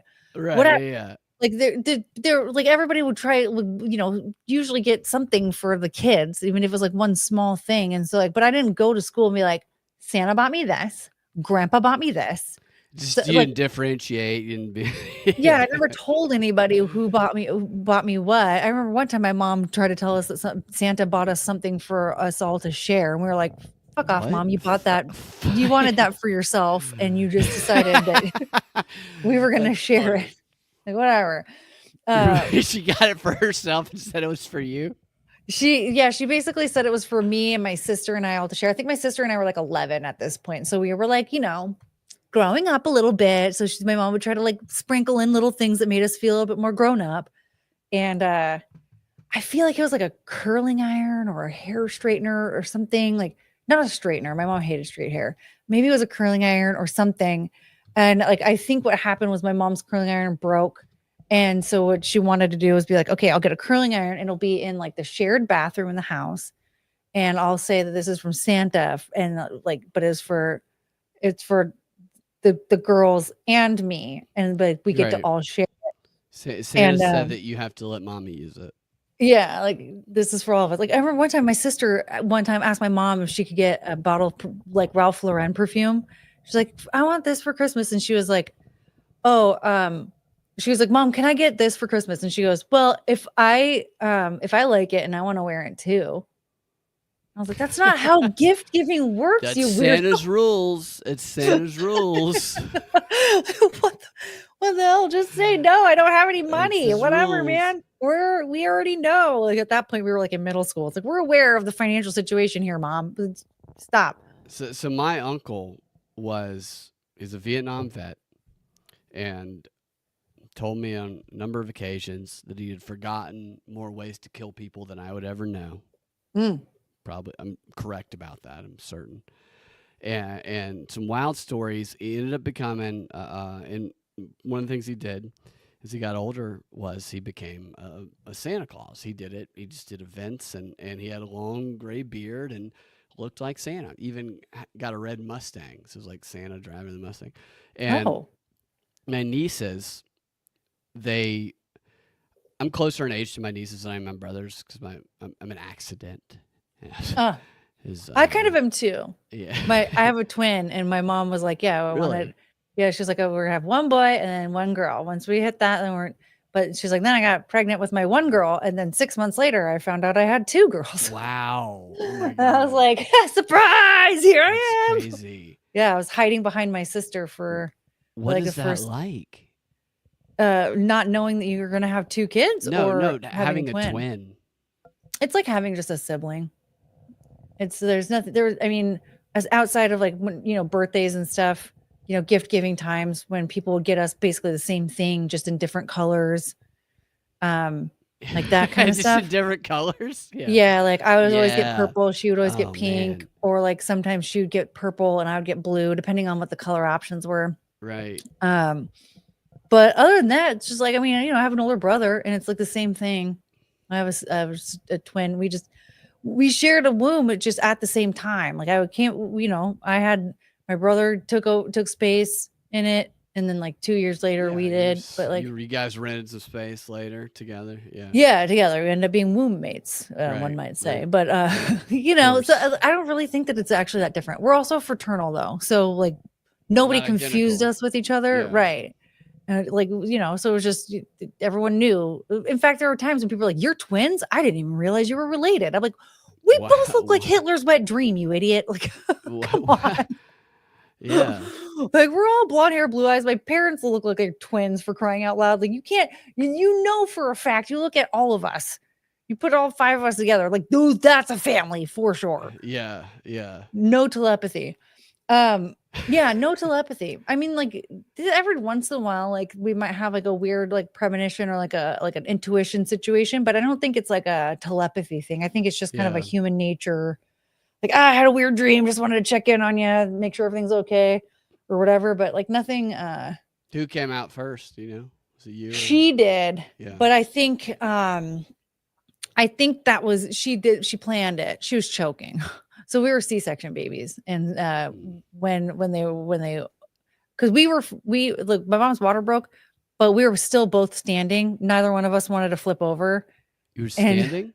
Yeah, we were like standing. You guys walked out of the womb? We were like standing up. You have to go like head first, and we were feet first. And like, And so my mom, she had to have a C-section because no one was moving. We were both very stubborn. Surprise.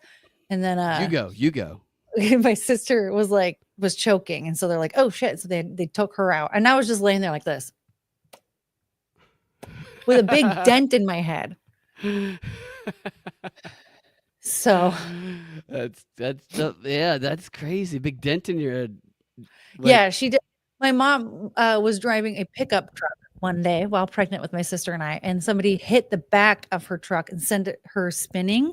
Yeah. and it sent my sister. We were like, in one way, and her head pressed into mine, and it caused a dent in my head. She headbutted you. Yeah, what an asshole. Fucking bitch. I can't believe. Do you guys get along, you and your sister? Yeah, we get along just fine. We did not get along like at all when we were younger.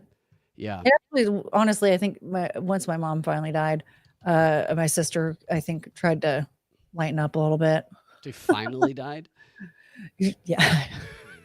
I'm not gonna lie. It was there was like a part of me that was like, I can't believe she lasted this long. And there was another part of me that was like still surprised, just because it's a surprise when you hear someone died. But Right. the woman was hard on herself. She lived Yeah. she never left the 70s. Let's just say that. Yeah. I hear ya. Yeah. There's a lot of drinking, a lot of substances, but yeah, she wanted to party until the end. And then the thing that got her, you know what it was? What? The Santa jab. Claus? Oh, the jab. Are you serious? Really? Yeah. That's what got my dad and my uncle. Really? Yeah.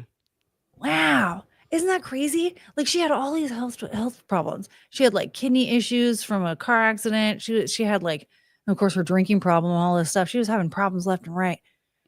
And I thought for sure, like, she's gonna have some. No, she didn't have. She started getting TIAs, like the mini strokes, once she got the jab. Yep. Yeah. Yeah. And I'm like, like a lot of people don't get even, that. Like, if you say that too, if you like ask about that, you get yelled at that time. Anyway, you can't even like.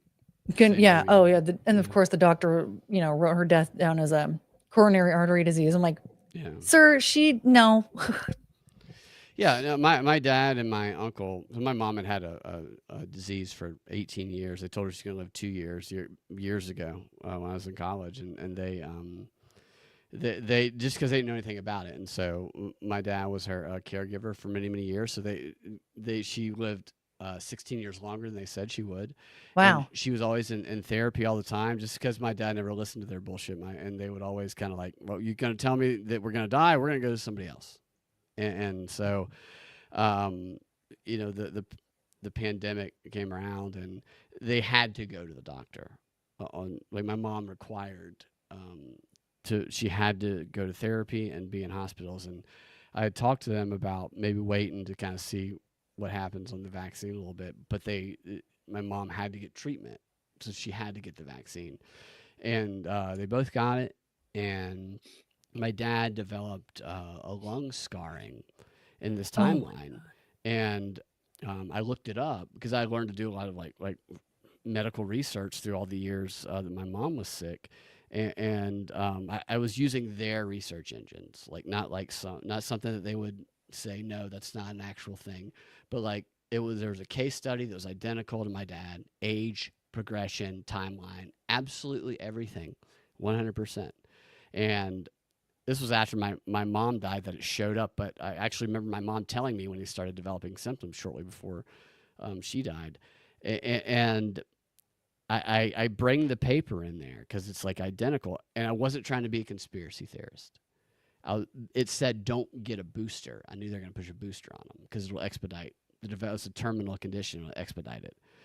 And I tell the guy, I was like, is there a chance the vaccine caused this?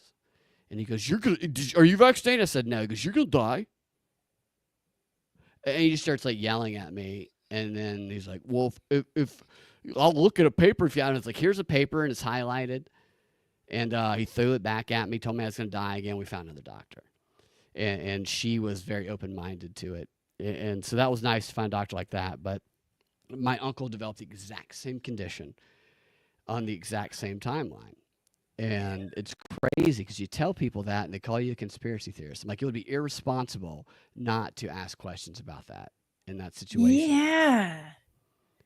Like, I don't understand this like theory, like, oh, we're saving lives, but while we're saving lives, we're also losing lives. Because I know plenty of people. I used to work with people that were like, woo, very much like you have to get vaccinated. Like, there was one girl, she was convinced. Take a picture with it when they do it. They do the Instagram photo. Oh yeah, and like the what's it called, the the Facebook border, like God. hashtag vaccinated, all that stuff. Like, Yeah. and like there was one girl I worked with even who I guess I don't know where she got this idea, but she was convinced that I was vaccinated and boosted. Like she kept asking me to go and do all these things with her, and I was like, huh. But then she was like, I basically am losing a friend because she's like my best friend for a long time, but she got the vaccine, but then she didn't get a booster. And I told her, you can't hang out with me unless you get boosted. And I was like, well, why? And I kept thinking in the back of my head, I'm like, why do you keep asking me to go do stuff with you? Like I'm But not vaccinated. You're gonna die. or like, my whole thought was like, because I would always tell her, like I try to at least respect people's boundaries, like as much as I don't believe like what you're like freaking out about, like, okay, fine, if I want to go hang out with you, I'll still like wear a mask or whatever if you're more comfortable, like, because it's up to me. I'm going to decide, do I want to hang out with you or not, like, right?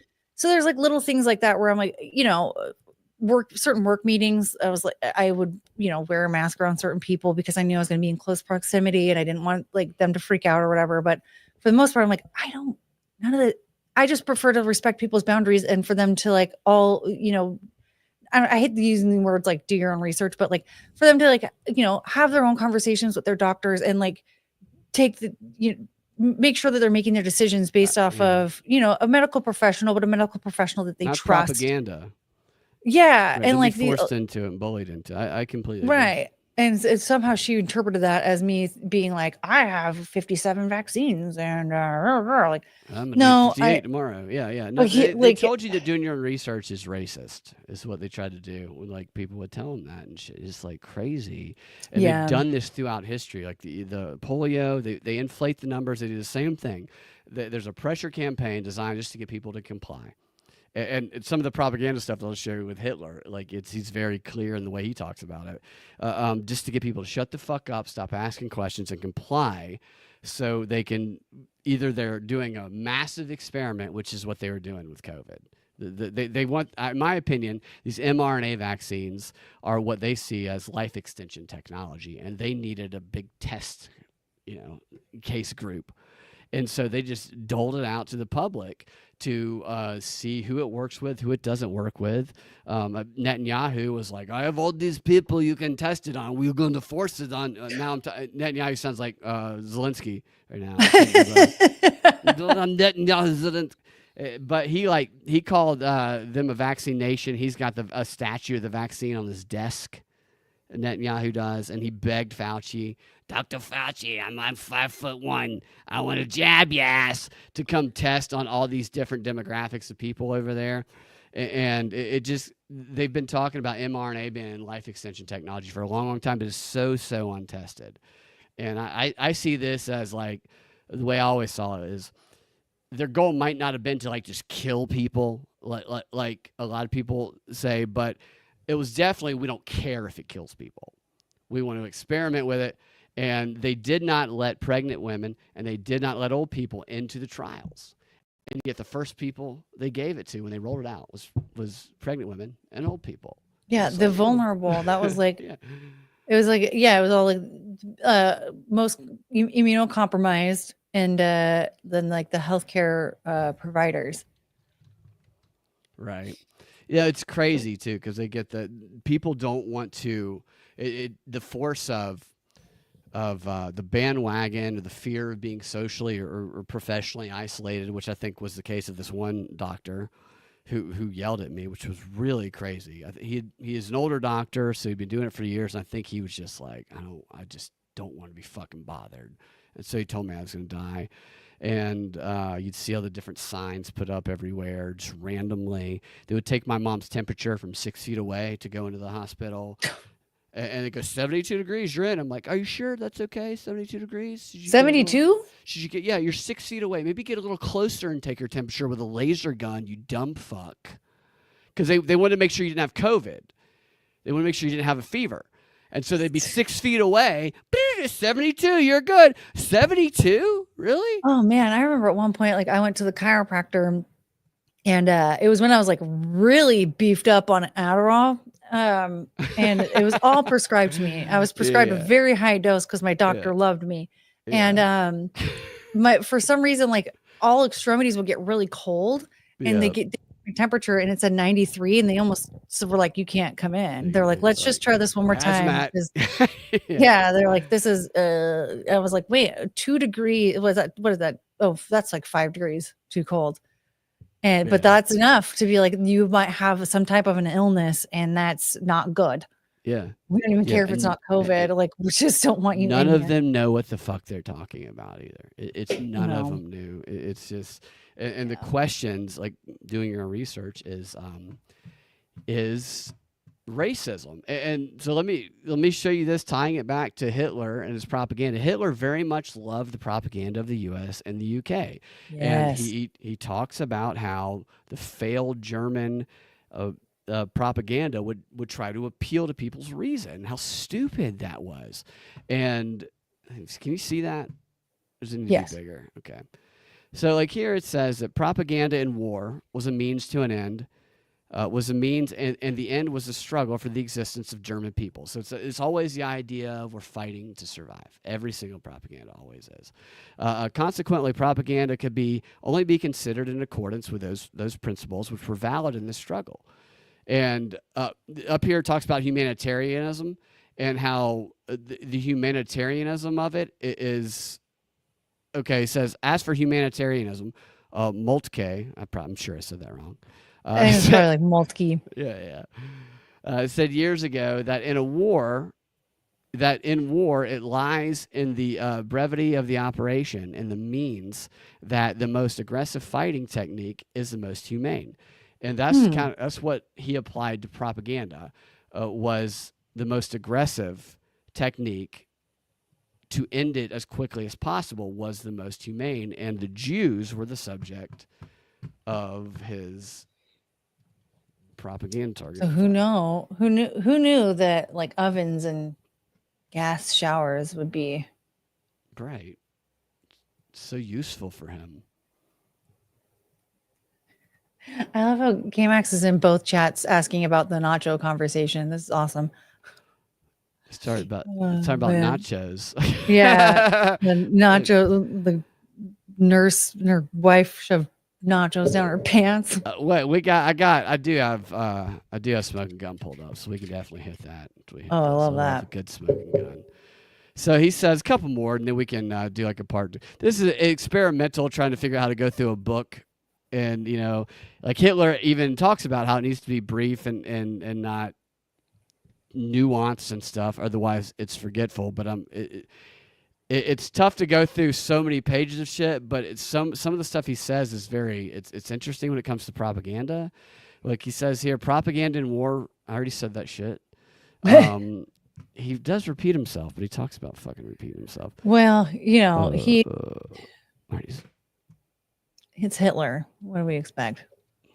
Yeah. All right. Sorry. In this case, the most cruel weapons were humane if they brought about quicker victory, and only those methods were beautiful, which helped the nation to safeguard the dignity of it. So that's the whole framing of it's beautiful to eliminate the undesirables. And I mean, is he wrong? That's a question people have been asking themselves for 50, 80 years. I mean, I guess at the end of the day, the only issue is like who decides the definition of that shit. What is the undesirable? Because there are people out there that are, aborting their babies because they think they have Down syndrome. But then, like, if you ask me, I think people with Down syndrome are awesome. You're aborting a TikTok star, is what you're doing. Pretty much. I mean, at the end of first of all, I've already met 2 people, maybe more. I know for a fact 2 people that were not aborted. Well, obviously they're alive, but their mothers were told while they were pregnant with them, saying, "Oh, your baby has the Down syndrome gene. Yeah, you should. Do you want to abort?" And they're like, "No." Yeah. And they don't have Down syndrome. I mean, maybe I'm the one who has it. I just don't crazy. Know. Yeah, so like that test is like not even accurate like, from what I've seen. I only can see on the the thing. We see it on his face. Like, yeah, look at its eyes. Come on. Yeah. Like, Like, what do you the ultrasound? The ultrasound shows. Look at its face right here. That 3D ultrasound they're doing nowadays. That's a retarded face, man. Well, it's clearly. Yeah, I don't even. Apparently, that test though, from what I've seen, it's not accurate. So I don't know. And There's a lot of imperialism, shit who are like you? that, like some diagnosis shit. So dogs, you know, I was reading about people whose dogs have been diagnosed with cancer, and there was one who was like, yeah, my dog was diagnosed with cancer, and they convinced us to put it down, and then just to have closure, we had them do a biopsy on the body afterwards, and turns out it didn't have cancer. It was fine. And I'm like, my God.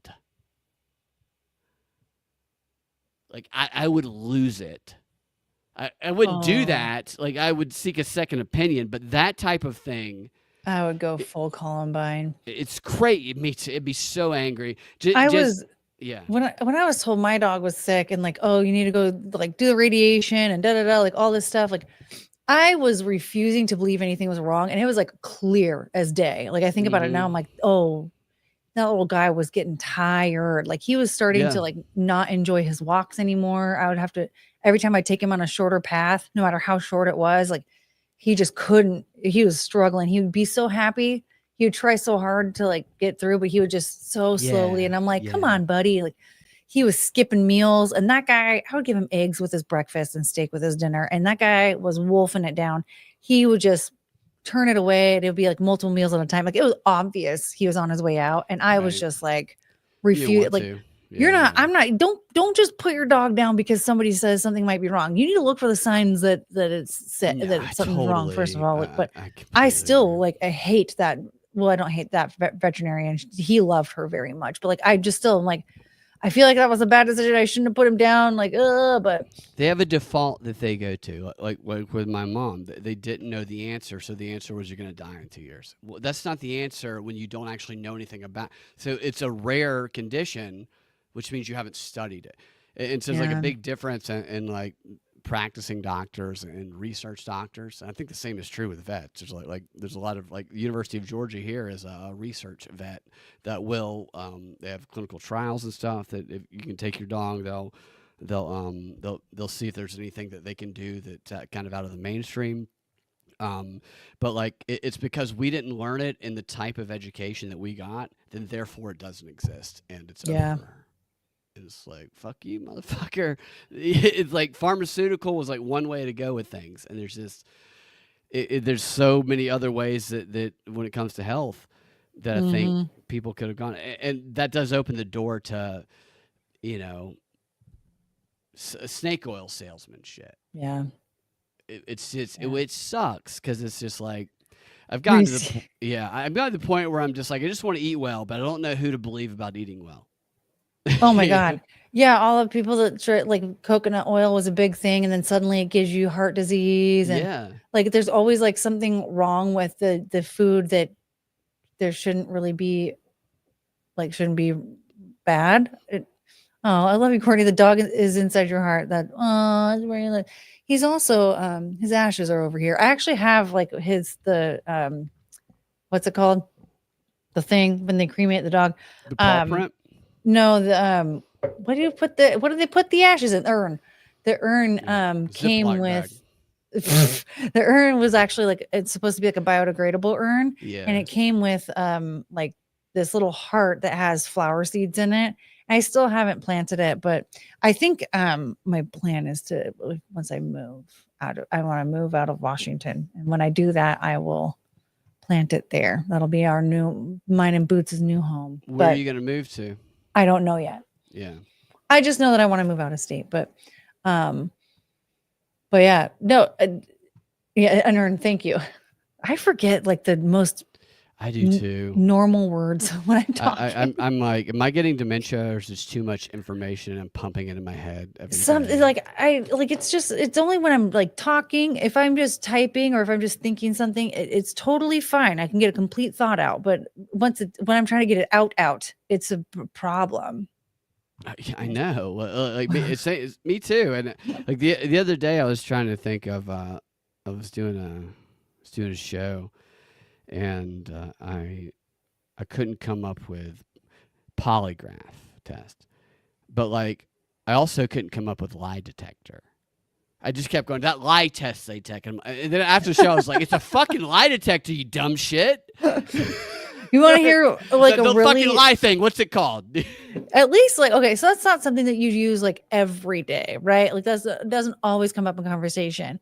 You want to know, here's something really embarrassing. I remember one time I was talking to somebody about how like I was moving into a new apartment. I got a new bed and I wanted to like get all new stuff, like new bedding and everything. And I was like, yeah, because I want my pillow sheets. I called them pillow sheets because I forgot the word for pillow covers. Yeah, they are pillow sheets, technically. That's So hilarious. it's pillow sheets. I called them pillow sheets. This was 5 years ago. I'm like, oh my God, pillow sheets. And to this day, I think about it. I'm like, I can't. And not too long ago, because I was talking about how I like making steaks nowadays, and I was trying to say like, oh, I'm no chef or anything, but I think I make a pretty decent steak.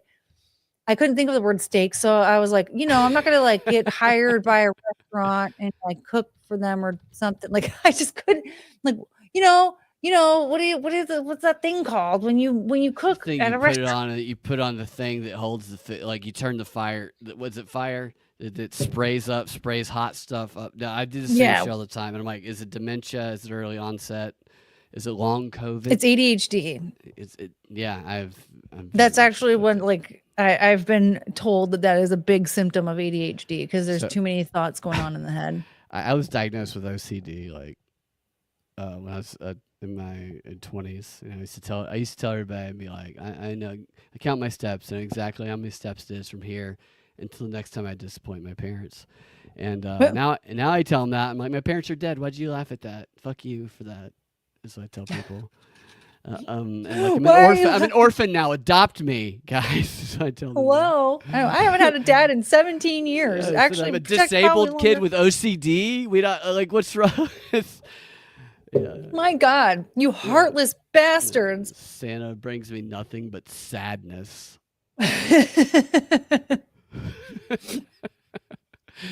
Yeah. Yes. But like, I'm just like, I feel like my brain isn't working as well as it used to. I don't know if it's because I'm getting old, but ADD I think is a factor. But I also think it's they keep us constantly moving and stuff with the news and engaging with it often. That actually, I think like a screen time thing might be a factor. Like if you're chronically online or watching TV or even like staring at your own computer screen doing a live stream, I think there's something to that. Like I was thinking about it last night, like because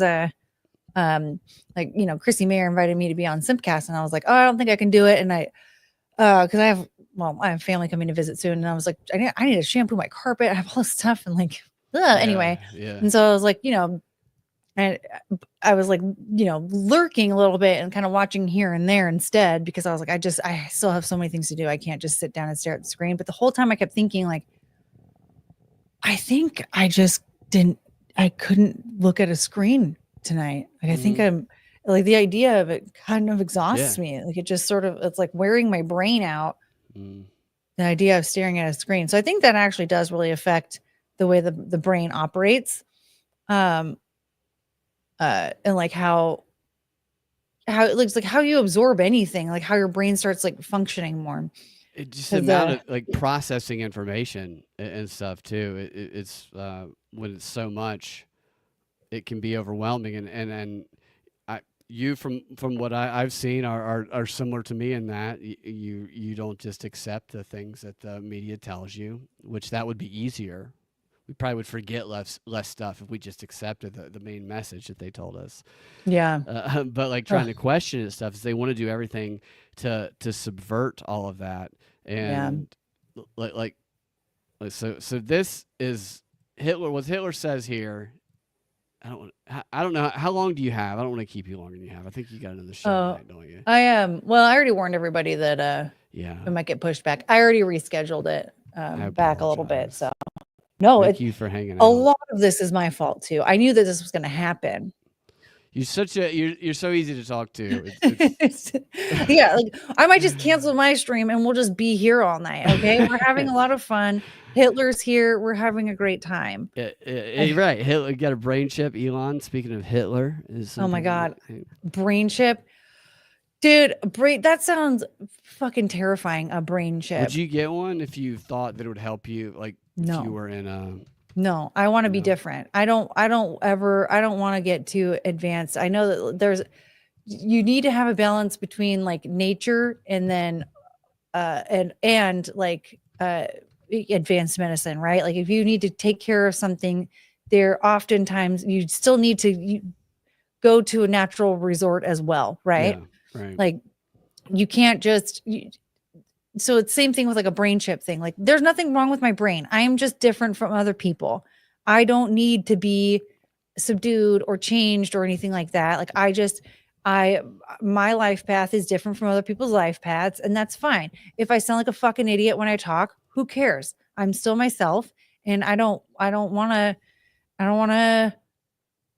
be a Elon brain chip person. So you're authentic. And that's why people like you. You're very authentic, and these mainstream people try and like mirror that authenticity. But if there was some sort of chip there, then that would be easy to kind of like hack it. Like they did these studies at Arizona State where they were connecting all of these soldiers in a unit onto one brain chip, so you didn't even know whose thoughts were whose thoughts. And then you could control drones with your mind. No. Right. I don't want to control anything with my mind. Right. So you can call a wave of drones, but also you don't know who committed the war crime. Who gets prosecuted if all the drones are linked together like that. So check this out. Then I'm going to show you a video about some of the comments here. This is Hitler and his propaganda portion of his book. The receptivity of the great masses is very limited. Their intelligence is small, but their power of forgetting is enormous. In consequence of these facts, all effective propaganda must be limited to a very few points and must harp on these in slogans until the last member of the public understands what you want him to understand by your slogan. As soon as you sacrifice a slogan to try to be many-sided, you know how they say in the news, they say, did they both sides it? They say that all the time. I don't even pay enough attention to even know. As soon as you say, they say that all the time. They say, did so-and-so both sides the Ukraine issue? Did Trump really both sides it? So as soon as you sacrifice a slogan and try to be many-sided, the effect will piddle away, for the crowd can neither digest nor retain the material offered. And this way, the result is weakened and in the end entirely canceled out. Thus, we said that the propaganda must follow a simple line, and correspondingly, the basic tactics must be psychologically sound. Oh my God. It's all about playing to the lowest common denominator, which he talks about here, which explains MSNBC, and he talks about how stupid people are when it comes to the mass of people. Mm-hmm. And how if you just repeat it, you repeat the craziest shit. Oh, like he says, the first axiom of propaganda, he says, is the subjective and one-sided attitude that you must take towards every question. Subjective and one-sided every single time. And that the function of propaganda is not to weigh or ponder the rights of different people, but exclusively to emphasize the one right which it has set out to argue for. For its task is not to make an objective study of truth, insofar as it favors the enemy. And wait. What was what was that sentence again? Hold on. Where are we at? I'll show it to you. Yeah, I think because that just sounded like something AOC said. Oh, really? Interesting. About like the how she was saying like it's better to be morally right than factually correct. Oh, yeah. That's exactly what he's saying. Oh my God. AOC is Hitler.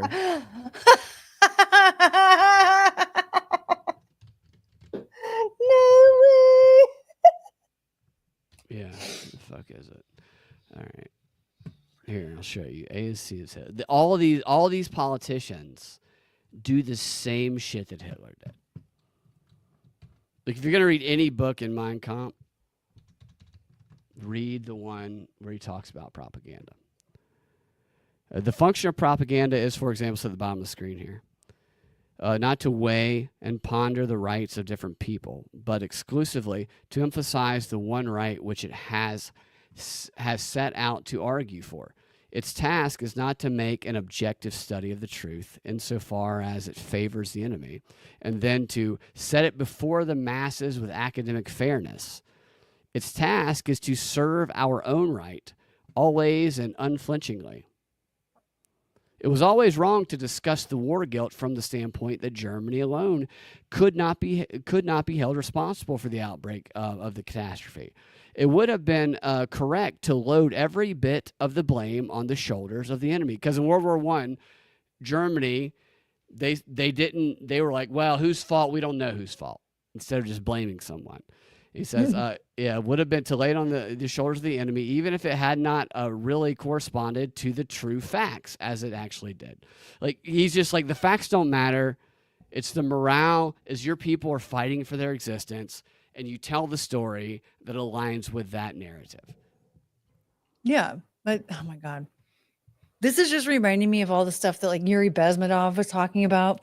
100%. Like this is just so aligning with pretty much, everything that anybody's ever been like suspicious of when it comes to messaging from the government and the media. And also I find it fascinating, like just hearing this, when I try and tell people like, yeah, the media is run by the government. Like Hollywood is even run by the government. And they're like, it is? I'm like, hello? What? Look at Pedro Pascal. Yeah, he's saying all the things that the government wants you to say to spread the message that what like the 3-letter agencies want you to say, and he's the golden child because of it. Like if you look at messaging anywhere, it's filtered by the 3-letter agencies. Mark Zuckerberg freaking straight up was on Joe Rogan and just was talking about the FBI gave me money to suppress stories about Hunter's laptop, and everyone's like, I didn't, And that, are you that's sure like the new to government people. No, it pisses me off. Like it's, Jeffrey Epstein stuff. I was talking about that on WSB radio in Atlanta in 2016. And I have clips of Brian Stelter when people would bring up even a little bit of that, saying, no, it's a Pizzagate, fake news, I'm a fucking potato. He would just shut people down. And then they waited till it could become a Trump scandal, till they could associate it with Trump to actually talk about it. But we got kicked off of WSB because Leon Black, which was Epstein's buddy at the time, bought the fucking station. And we get kicked off, and all of a sudden, people now... Ian Carroll, like, oh my God, look at this. I'm like, oh my God. None of these things are new things. They're just allowed to be told in certain circumstances when it fits. It's all about narrative. I did a bunch of shows about narrative arc. There, I can't remember her name, but it was one of these people with the Council on Foreign Relations and stuff, where they applied narrative warfare, is what they called it, to everything. Where there's kinetic warfare. And there's a narrative warfare, and that the most powerful, and Hitler actually in 1925 echoes the same sentiment. That is the most powerful warfare. It is you win the hearts and minds of the people through the messaging, and the more the communication apparatus can connect to people and instantaneously send out messages, the easier you can do that. And they're like stifling search now. You can't really find anything searching anymore. You got to rely on AI. So it used to be you could find stuff that countered those narratives. But now they're like, I have a question. AI's like, I have an answer to this bullshit that you'll never fact check. Right. You know what I mean? Exactly. Man. Well, like speaking of all that too, like I remember a friend of mine, gosh, it must've been like 2019-ish, when she was like, you should look up like Pizzagate. And all I could find were forums and stuff of people being like, put on your fucking foil hat, you QAnon freak. Like anybody who ever tried to talk about any of that stuff, they're like, you are, something's wrong with you. You're fucked up. Or even like when COVID was first, COVID, it was very, very early on in the COVID days. Like it was probably, like April-ish of 2020 when things started coming out that it's, it's possible that this was actually like made in a lab and was don't get mad at me making a joke, but authentic and great boobs. Thank you. But that story was already starting to come out that like COVID was, made in a lab and it was leaked and all that stuff. Theorist, if you I asked that question. I had the hardest time finding like proper articles on it anywhere. It was just like, I think it was possible. I think like maybe it was Tim Pool or somebody was talking about it. I just remember my brother at the time was telling me about this situation. And I was like, where did you hear this? I want to figure out more. And I was looking up, like I was searching like all different search engines. You want to find it for him to show it to him. Yeah. Yeah. And I'm like, I want to find an article. And all there was like it looked like some like very, very, it looks sketchy. And so it's easy for them to dismiss. Yeah, exactly. So I'm like, there's nothing here. I can't find anything that looks like it could be credible. And now I'm thinking about it. I'm like, this is probably the only reason why like that one article exists and exists where it's at is because that's the only place that they could actually get away with having it because everyone else, anywhere else would have been completely shut down. Yeah. And like the whole Pizzagate thing, my theory on that in the beginning was that was, I'm not saying there isn't weird stuff going on in pizza parlors, but the stuff about Jeffrey Epstein was starting to come out a little bit more that was connected to people. Like I'm to this day connecting this guy, Martin Seligman, because he's in this document that nobody's seen. And he's he's literally a brainwasher for the government. He does brainwashing experiments for the government. He's gotten $100 billion. He's the only guy who's never actually been questioned about his provable connections to Epstein. But it doesn't get any attention. Because they don't want it to get attention, just like they didn't want it to get attention back then. And so then you bring Pizzagate into the mix, and all of a sudden you can tie all the Jeffrey Epstein stuff at the time. Because this is before they even talked about Epstein in the mainstream. Anytime somebody brought up Epstein, they could say, oh, this Pizzagate nonsense, which is what Brian Stelter did in that one clip that I made like a parody video of.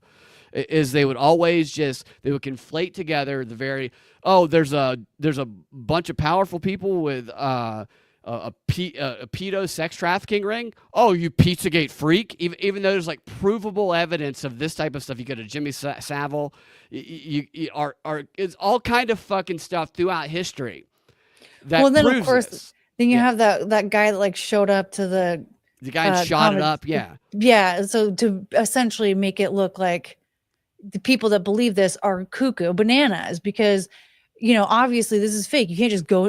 Any normal person would know. Like, you can't just go into a pizza place and start shooting it up just because you think that like weird stuff is happening in the basement. Right. Who fucking sent him to do that? He got a fucking plea deal. I'm going to tell you right now that was a plant. That was the CIA put him there. That was not a real person doing that. He got a fucking plea deal, and he was these people always get fucking plea deals, and their names are always generic. Every single fucking time. It's crazy. Do you think Timothy McVeigh is still alive? Yeah, I do. I think it's possible that he could be. I think that I have a whole situation going on there because that building that he blew up, that's where the Whitewater, the Clintons, Whitewater, the documentation for that their business. That's where they were. It's just a big and of course they didn't have backup documentation. It was just in that building, and so like that's where the whole thing was all set up with the Waco siege, Timothy McVeigh, all that stuff. It was all made up. It was all fake. Ted Kaczynski, we all know he was like an MK Ultra victim, but he's a plant. Charles Manson, a plant.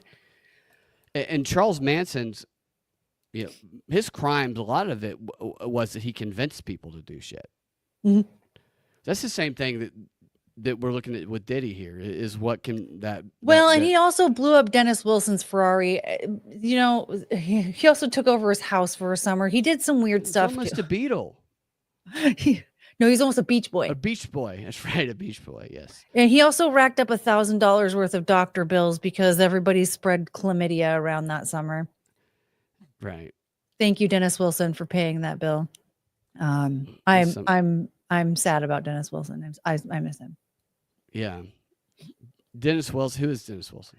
He was the drummer for the Beach Boys, and Okay. he was the one, like, he randomly like picked up the Charles Manson's girlfriends and gave them a ride, and like that's how they met. And then he actually liked Charles Manson's music, and then he wanted to record some of his songs, and like one of the songs he bought from him, and Charles Manson was like, the only part of this deal that you need to like hold is you cannot change this song at all. You Yeah. can't. Well, he did. And so Charles Manson came to the recording studio and started chasing after everybody with a knife. he was It's very crazy.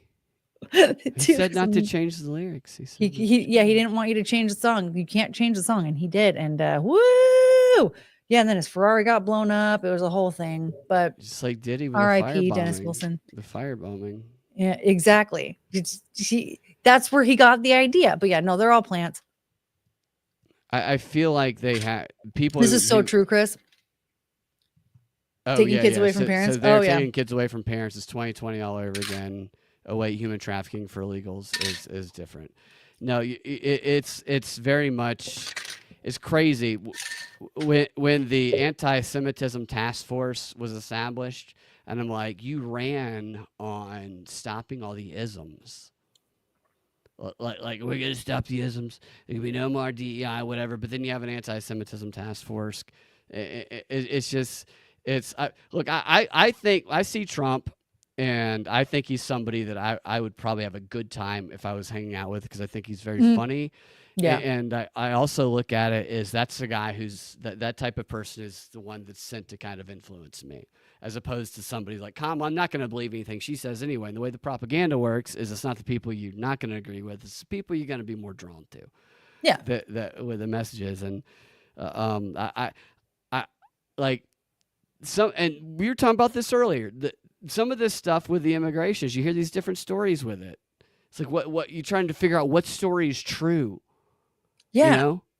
What's true with the constitutional law? It can be overwhelming. Well, like, people trying to say that like the Haitians were brought into Ohio to help with the economy. The cat, right? Yes. How are they supposed to help with the economy? And then you're taking away education from the other students, because now the teachers are teaching in what language do they speak in Haiti? Is it Haitian? They're teaching in that language, and now parents have to pay for an English interpreter. Right. They have to pay for it out of pocket. Like, it's not even state covered, in order for their kid to get an education at public school. That's insane. Like, how does this help America at all? They're not, how are they helping the economy? Like, do they have millions of dollars? Well, then why are they living off of America's dime? There was a lot of that forced immigration to, like, it's all. What I'm hoping is happening, to be honest, can I just say what I hope is happening is that anybody who's being forced in here, they're all going to essentially be forced to learn English fluently for the war, because they are the ones that are going to be fighting on the front lines, so that Americans don't have to. That is my one wish. Like, it's actually like the most American immigration on the planet, because what they're doing is they're setting us up so that no single American has to fight for our freedom this time. None of the Americans have to die for the war. Building an army. It's just that they have to learn English first, because imagine having to like run that shit show, right? Yeah, like, so you got to have a very, very multilingual commander. Yeah, you can't. It's not going to work. So like they're prepping them. We have like, I don't know, a year-ish to get them up and running, and then, all right, now you understand, and we're just preparing them to go to war for us. I'm hoping that's what it is. Fingers crossed. Yeah, so I might, like, the whole apparatus of government is just like, if you get that far, even if you're trying to do the right thing, I feel like there's going to be influences around you that would make it difficult, which is like, I think that it can be easy to black pill people to keep talking. Never mind. Okay. Yeah, to like black pill them to like think that they're the powers that be are just like one big, a monolithic power. There's nothing. They're helpless against. Learn helplessness, a society-wide learn helplessness, which it's interesting. Kaczynski wrote about that, and he a lot of his book was based on this guy I was talking about earlier, who was funded by Epstein. His work. He's still the head of the UPenn psychological. Nobody gives a shit about. And he did the learned helplessness studies where he tortured dogs and all that shit. And I feel like that design of trying to control a mass civilization, because I think people in control always want to control the shit. Yes, of course. I think the best way to like be free from that is to realize it's all a bunch of fucking pussies. They're all a bunch of fucking pussies. They fight with each other, and that you can control what's in front of you and what's around you. And they want to like have this looming shit over you to make you. It's like the art of war. Make yourself seem bigger than you actually are. When really you're just a bunch of cocksucking pussies at the World Economic Forum. Clown pills. What's the clown pill for, Swami? Just I think turn everything into a joke. No, I think that I like the clown pill. I'm down with that. Clown pill at all. I get in trouble too because like sometimes I don't realize some people are not as like people. Like I'll talk to people who are just like, oh wow, I'm like, you don't know anything. You believe everything you hear. And I just made like 3 dead baby jokes. I don't need to. Yeah, I don't mean any of them. I'm not a bad person. I just think it's ridiculous that everything is so ridiculous. Everything is ridiculous. First of all, let's bring satire back, for the love of Christ. I'm so over it. Satire is like my favorite form of comedy. Can we please laugh again, for the love of God? But no, I think, to be honest, I feel like we are planet Earth is an experimental planet for the aliens. And we are an experiment that they're all running. Like, I think there might be something about this whole lizard people thing. I don't know if it's necessarily people who shape shift from lizards, but I think that like these idiots that like we put in power are there for a reason, because the aliens put them there, and it's all part of their experiment. So it's wild. I know. They are like the shape. It's like the prison planet theory, similar to that, where they were condemned here. I can't remember the name of those aliens. What was it? The Akunani or something like that. Were condemned here, and when they got here, because they can't. That's the Van Halen belt. Isn't it the Halen? It's the Halen belt, right? Yeah. It's just a bunch but of it's a Van music, Halen belt. Like girls, whatever. Yeah, that's up there, and they can't get past it. And so what they did is they gene edited apes and made us to create a slave race. It is one of the theories, and I always thought that was such a crazy theory until like a few years ago. That's kind of where I'm at. Like, the first time I heard it, I was like, "That's insane." Now wild. I'm like, right. There's this Arizona State study where it was like CRISPR just turned a beetle into a different species. Couldn't fly. It was just a dumb fucking beetle, and they turned it into a fucking flying thing. And they were like, "Wow!" I was like, "Wow, that's what the Anunnaki allegedly did to us." Yeah. Well, like, I mean, with all the things that they get away with all the things that they like, the experiments that they run on us, they're running experiments on us. Like, like if you go to a doctor, that is a medical experiment being run on you. Like when I broke my arm and they said that my heart rate dropped so low and I was gonna die. They told my mom to say goodbye to me and all this stuff because when you broke your arm, I broke my arm and they had to reset the bone because it was like the compound fracture. But they said that the anesthesia made my heart rate go too low. And they're like, oh, and I was like 4 or 5 years old. It was very little. Another time my appendix ruptured, and that's a whole thing. Cause like out of all my siblings, when we were in middle school, we all went to different schools, and the school I fucking went to, it's like they mandated vaccines. And so I'm the only one that got like vaccines. But the lady talked me into getting the Hep B vaccine for some reason. And it was a 2-parter, and I only got the one because I felt bullied, and I was 12. I'm like, Mom, say no. But my appendix ruptured. My brother and sister, theirs did not. So I'm like, I wonder if there's a link there. But again, like they had to like cut me open because it burst and it had been hanging out for a while. And they're like, oh yeah, you almost went into sepsis and died. This is crazy. But again, like I woke up to hearing them say like, oh, I think she died. Because they were like, Courtney, wake up, Courtney, wake up. And then as I was like, I think she's dead. You guys, I'm pretty sure she died. We need to like, whatever. And then of course I started having seizures right there. I was like, and like, they're like, oh, she's alive. And then they like started administering a medication, but that was a medical experiment. Okay. Like it's all a medical experiment. Every time you go, COVID was all a medical experiment. It's all a medical experiment. It's the practice of medicine, right? It's not eugenics. It's and then there's also what was it? There was another experiment I was thinking about. Oh, well, there's like psychological experiments, you know, it's like with TV, radio, newspapers, the internet, social media. Psychological experiment. This UPenn dude, this is the reason that he doesn't get exposed. He is currently leading psychological experiments called the World Happiness Experiment. And the idea is to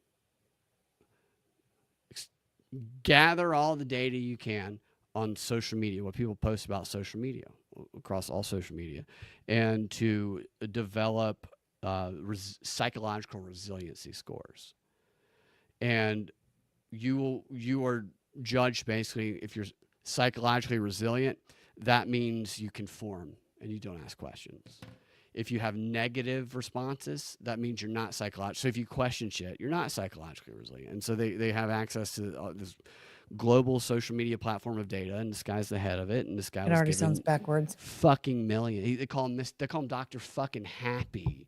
Okay, he was hired to brainwash the fucking soldiers. To go kill themselves. Called him Dr. Happy. This is the guy who is in the court documents for Epstein, who took money from him for this, quote, positive psychology research that he still does today. And he's never been fucking publicly questioned about it. There's a reason for that. There's a fucking reason. This is the reason why.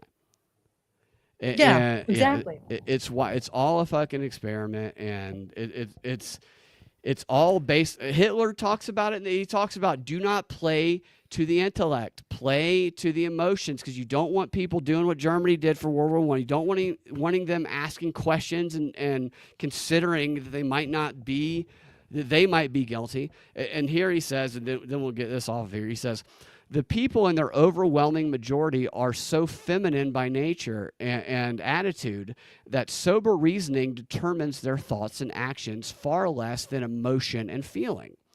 And this sentiment is not complicated. They're very simple and all of a piece. It does not have multiple standings. It has a positive and a negative, love or hate, right or wrong, truth or lie. Never half this way and half that way, never partially, or that kind of thing. English propagandists understood all this most brilliantly and acted accordingly. That's true. They made no half statements that might have given rise to doubts. He repeats himself because he's doing his whole thing, but like that, like, you want to know the thinking of Goebbels' propaganda, read Edward Bernays' Crystallizing Public Opinion, and just read that chapter in Mein Kampf. And we can do this again, and I can maybe be more organized about how we do it. Because there's so much interesting stuff in there, but I don't want to overwhelm people. You know what I mean? Yes. Well, you know, I mean, it's too easy to derail. Right. There's just so much in there that just, like, everything that's said, it just makes me think of something else that like has already occurred, or, you know, or an AOC quote, or, you know, right. There's just so much in there that I'm like, this, I can't believe that this is a book that's been out for 100 years. And we've already seen so much of it be put into motion. We've already seen so much of it come to light. We've already heard people talking about the concerns about it, you know, Yuri Bezmenov and stuff like that. And like, I remember even thinking, not, I don't know, it was probably maybe sometime around COVID time. I just remember like if we had more than 2 terms for presidency, Barack Obama would have been our generation's Hitler, like, and it would have been a white genocide instead of a Jewish genocide. And a lot of people are like, okay, you're just being dramatic. I'm like, but look at everything that you see right now. Look at how everything that's normalized and perfectly acceptable, and it's all hate white people. I mean, I remember seeing some video that I think it was like some college video or whatever, but they're like, why don't we kill more white people? I'm like, I don't know why why anyone thought that was acceptable to say ever about any person or race or anything. This is crazy. But the normalizing of hating white people, like, I mean, it's still like, a thing anyway, but like, yeah, if Barack Obama had more time, that's 100% where we would be at. He was a great speaker. Everybody loved him. He's a great speaker. Yeah, he was America's darling, right? And so like it would have been so easy for him to continue to perpetuate that. And like, I mean, I feel crazy for saying it, but honestly, it's like he's doing all the same shit. Yeah. So with Obama too, it's that manifestation of that reality in the in the colleges, because most people outside of the social media verse, most of them don't even know what the fuck you're talking about when you bring some of this shit up. Some of them do. I know one guy, a couple guys actually, who are like in their mid 40s, who are like trying to be Antifa. Who one of them, like, I don't even use LinkedIn, but like called me a white nationalist on LinkedIn. I'm like, dude, that's a really dick thing to do. If I used that, I'd be really mad at you. But like, what's wrong with you, dude? Like, you have 2 kids who are teens, and you're putting and you're trying to like protest. Like, what the fuck has happened? And he's looking for a job. He's like the type of in the demographic of people where who just need something to do and need a direction. And they try and capture them to try and manifest this reality. And I don't think it's manifest yet, but the effort's there because they use the media to make things seem like they're bigger than they actually are, and generate that shit up. So this is why anytime anybody fucking does something, it gets like blown up on the extremes.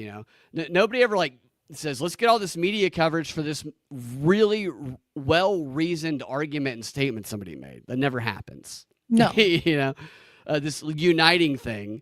It's always like, yeah. Look, George Floyd. People are making statues of him. Okay. Who? George Floyd. Who's that? George Floyd. Oh, George Floyd.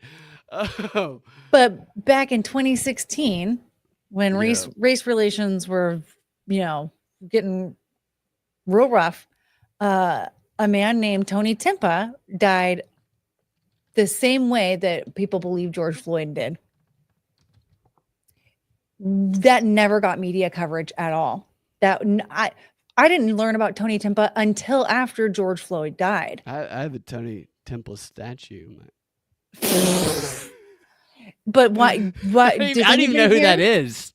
Yeah, he's the reason why you don't. You want to know why? He was white. He's a white nigga.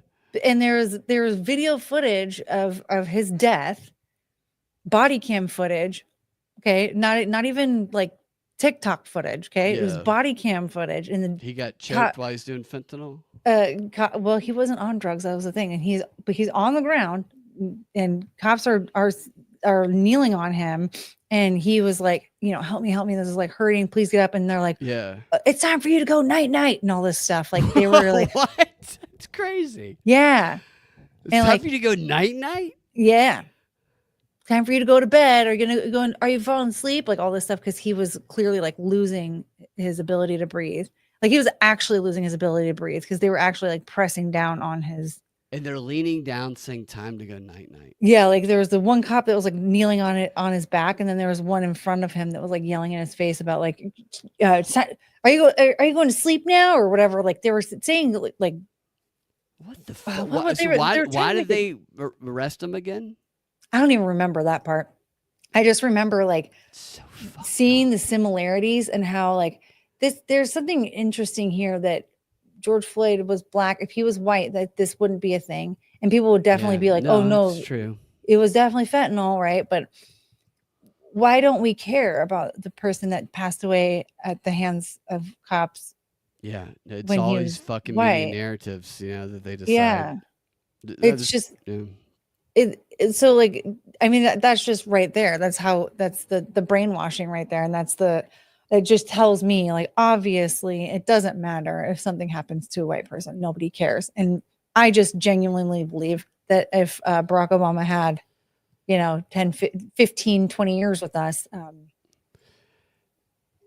that it would be a million times worse. We might get so people. When I did some of these man on the streets, I would ask them about. They'd be like, Trump gonna try to run for a third term, whatever, and maybe he will. I don't know, but I will say to them, I go, but that means we get, because I always act like I'm one of them. I always act a little gay. It's because Oh, yeah. I'd be like, that means we'll get Barack. We'll get to have Barack, and they'll be like, oh my god, and they'll be like, or Kamala. I'm like, come on, because they want to be like correct. I'm like, come on, Barack.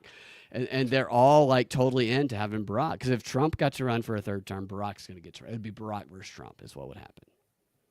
Oh man. I mean, that would be an epic campaign. It would just be white versus black. That would completely. actually be a great campaign. But Yeah. the idea of Barack Obama being president, that like makes me want to I don't even want to move to a different country. I'd rather just blow my brains out. He was. You seen I think it's Larry Sinclair. Is the guy's name? Have you ever I don't seen know. the videos of Larry Sinclair? Who he's done these press conferences where he claims that, and he went to the same church as Barack Obama, so there is corroboration on that. That when Barack Obama was a senator in Chicago, which actually lived there at that time, I didn't know who he was at the time, but like that. Barack Obama would pick him up in limousines, and he sold him cocaine, and he would suck Barack's dick. Have you never seen any of that? Oh my god! No. Oh my god! You have to see this. You have a new rabbit hole to go down. You've never heard of Larry Sinclair. Yeah. So and these other people that went to Barack's church, and I think it's in Chicago. They like died mysteriously, who Larry Sinclair was claiming Barack had a gay relationship with. Yeah, Wow. I mean, this shouldn't be that much of a shock to me. Wow. yeah. But still, I think it's just more shocking, I guess, that somebody's coming forward. Somebody's and talking saying, about it. Yeah. And like Tucker even interviewed him. I couldn't believe Tucker interviewed him. Yikes. And Tucker's still alive? Tucker's dad was like the fucking what was his dad? I have one of those brain freezes, but his dad was a big propagandist. I like Tucker usually, but I'm also like Tucker's also, I feel like he's always placating people. Tucker's a fucking nerd. He's a huge nerd. He used to work with Rachel Maddow, He's a MSNBC. fucking nerd. Here, there's some of it. Yeah, I can't believe I can't believe I haven't heard any of this. But I mean, come on, look what happened to Joan Rivers when she was talking about Michelle. Like I know. How is anybody who talks about this kind of stuff, how are they still alive? What's crazy to me is like, even if Michelle's not a man, is it going to be any downside for her to saying, yeah, you know what, I'm a man, Brock's gay? It's just only going to garner more support for them if they did that. I know. That's why I always thought Trump should do that. I always thought Trump should be like, I want to say now today it's an honor to be the first female black president. He just identify as it. Just identify. Why can't I just identify? Yeah, go for it. All right. Yeah, here's some of it. Let's see if I can short a clip. Yeah, here he is.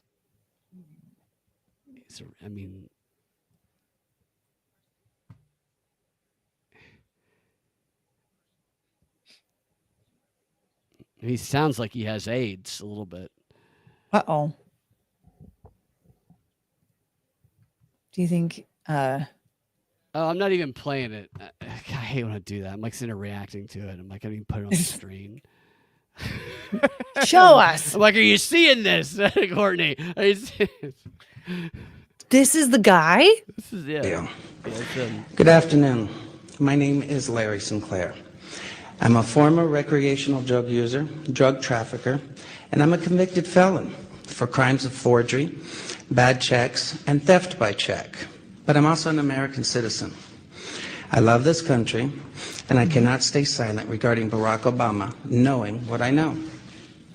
Today, I will discharge my obligation as a citizen to witness this knowledge to you and raise questions for others to investigate and consider. I'm going to briefly describe my background and experiences with Senator Obama.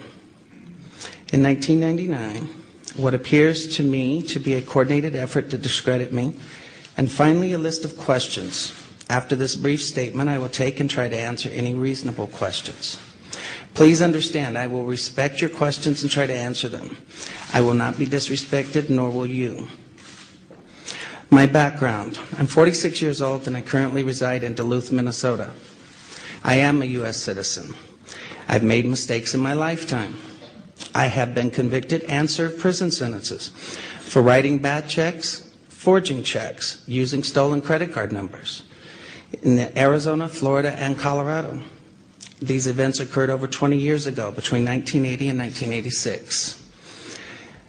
After going public on the internet with these claims against Senator Obama earlier this year, I became aware of a warrant out of Florida dated from 1986, which I have resolved, and it has now been dismissed. I also have an active Colorado-only warrant for alleged theft and forgery. He's been telling the same story for a long time. Yeah. Yeah. I am not ignoring this warrant, but am addressing it with the court in Colorado as well as with the district attorney's office. Okay. I have a pending motion to dismiss this warrant, which I am waiting to have calendared by the Colorado court. I have lived and worked under 3 different legal names. My birth name is Lawrence Wayne Sinclair. Later on, I had my name legally changed first to Loray A. Silvas and later to Loray Vizcarra Avila. Both name changes were conducted legally in the Pinal County Superior Court, Florence, Arizona. I legally returned to my birth name in the Fremont County District Court, Canyon City, Colorado in the year of 1997.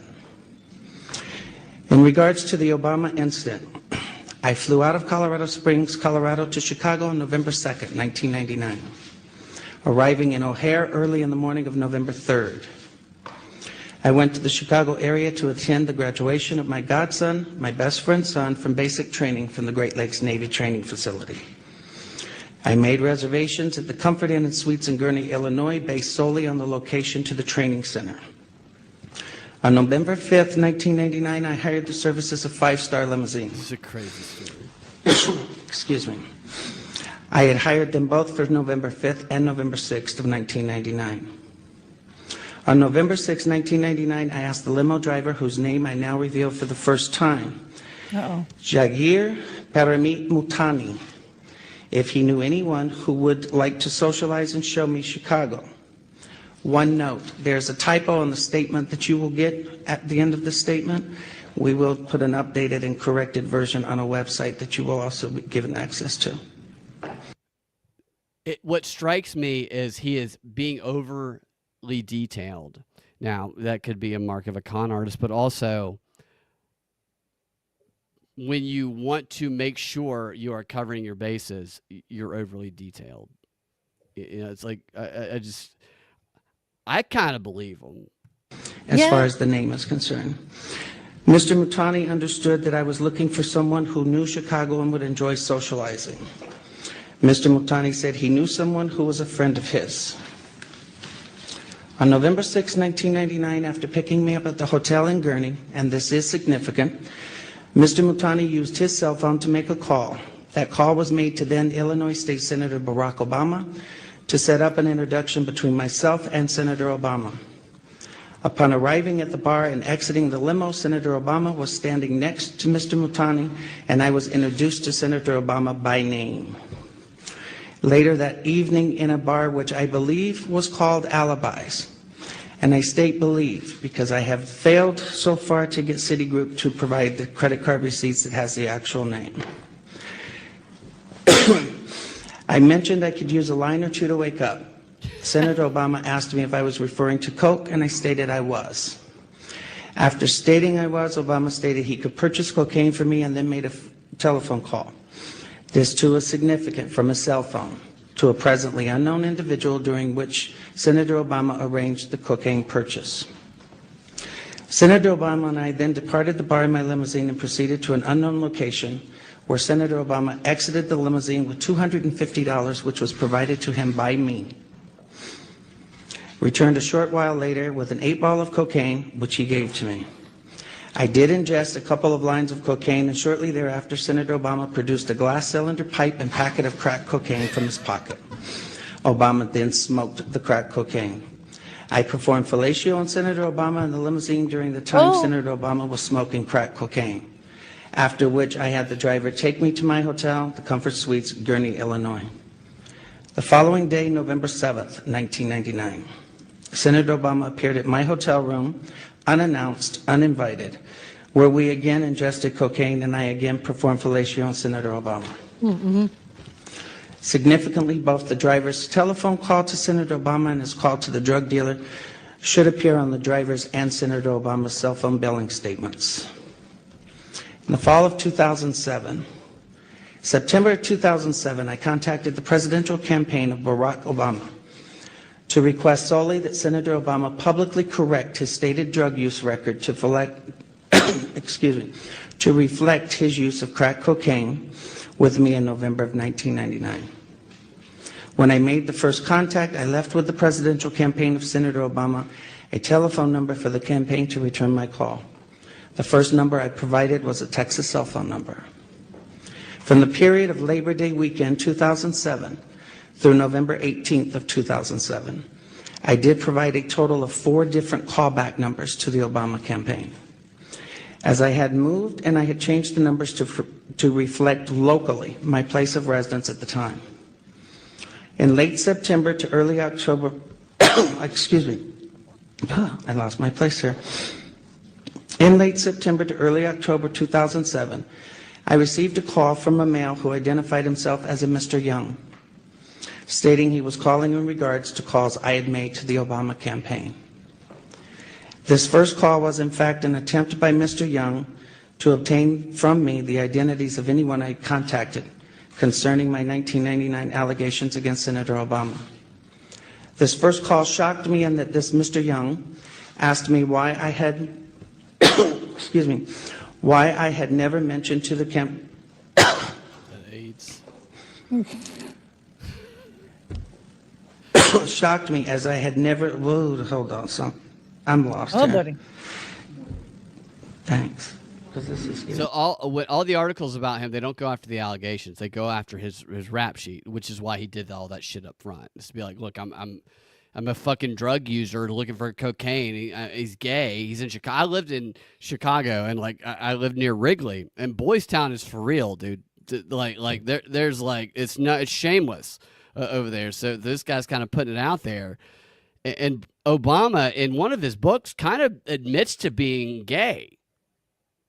Like he's just like sexuality's just whatever, and he talks about like fantasies and shit. None of this stuff is out of the realm of believability. Right. Yeah. Oh my God. Not Barack Obama. Yeah, he's. I think it's. I can't remember which book it is, but he very much. I think if it were any other person, you'd be like, oh, this person came out of the closet with this statement. Yeah. But because he's married to Michelle, it's just it's all a little. Yeah. Little weird. It's all a little weird. I think some of these politicians just do not care. I think they'll fuck anything. Oh yeah. Yeah. When you get to a certain like level of power, you nothing is good enough anymore. Like you have to, like you just almost like feel the need to do weirder shit. Right, and that's why people end up choking themselves and doing all these like the eyes wide shut type of yeah. Isabel says it's getting kind of zesty. It's getting kind of certainly is, and what is the harm in ever asking Barack Obama about this? I have not one time seen somebody ask him about Larry Sinclair. Larry Sinclair has done so many of these over the past 20 years or so. Man. And his story's never changed. Maybe he's lying. I don't know. But Barack Obama is not coming out and denying anything. He never has. This is like an hour-long press conference. I'll send you the link if you you probably want some of it for your show. I mean, why would Barack Obama want to like hide this? Like, what's It would be great, wouldn't it? yeah, You know? I would think so. But then, For he was him. like against gay marriage at the beginning of his presidency, and so maybe that would like make him a hypocrite somehow. It's But because like, he didn't want to marry this bitch. yeah, exactly. Well, to me, I'm like, that you can be against gay marriage and still get your dick sucked for drugs. Get a little line snorted off that D. Yeah, like you can still have butt sex and still think that men and women are the only like should be gay. You show the gays how heteros do butt sex with a gay. It's all he's doing. He's like the best. I love the Yeah. part about Barack showing up at his door. Like, hey, hey, remember me from the limousine last night? I mean, that's a testament to the way Larry Sinclair fillets a dick. Is all it probably is. The guy is Maybe that's actually like, is he married? Maybe he's trying to find a partner, and that's just his way of being like, look, yeah, he's like, I sucked such a good D. Look, Barack look. Obama was Yeah. knocking on my door. yeah. I think that's a great campaign if that's what you're going for. I would like to see him push that a little bit. He's still alive. I'm a little surprised. He went to like the thing about it. This could be a random fucking dude, but it's not a random dude. He went to Barack Obama's church in Chicago. Two people who he said were having gay sex with Barack also died from that fucking church. Right? So that's when it's like, okay, maybe it's something going on here. First of all, why is so much gay sex in the church? Yeah. Secondly, why they gotta die? Why they gotta die? Why do they have to die? That's really concerning to me. Just send them to wherever Epstein is right And now. why is Larry still alive then? Like, how has Barry just not put a hit out on him yet? Is he? Because he sucks that D the right way. Courtney. He's probably still like he's he is probably not- still like. it's like your Larry- favorite pizza joint. You know, he's yet to find something that good. Yeah, he's really. I mean, he probably is like.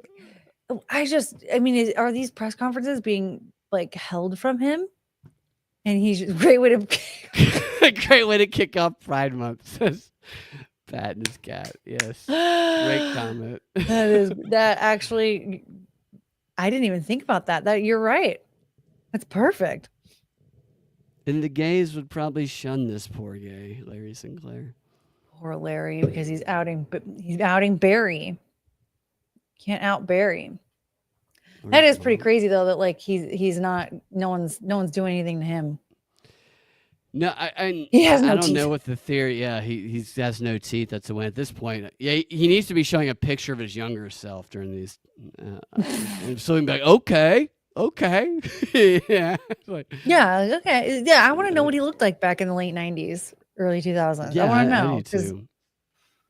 I mean, I have a hard time believing that fucking nerd was, sucking D for drugs, but Also, Barack is married to Michelle.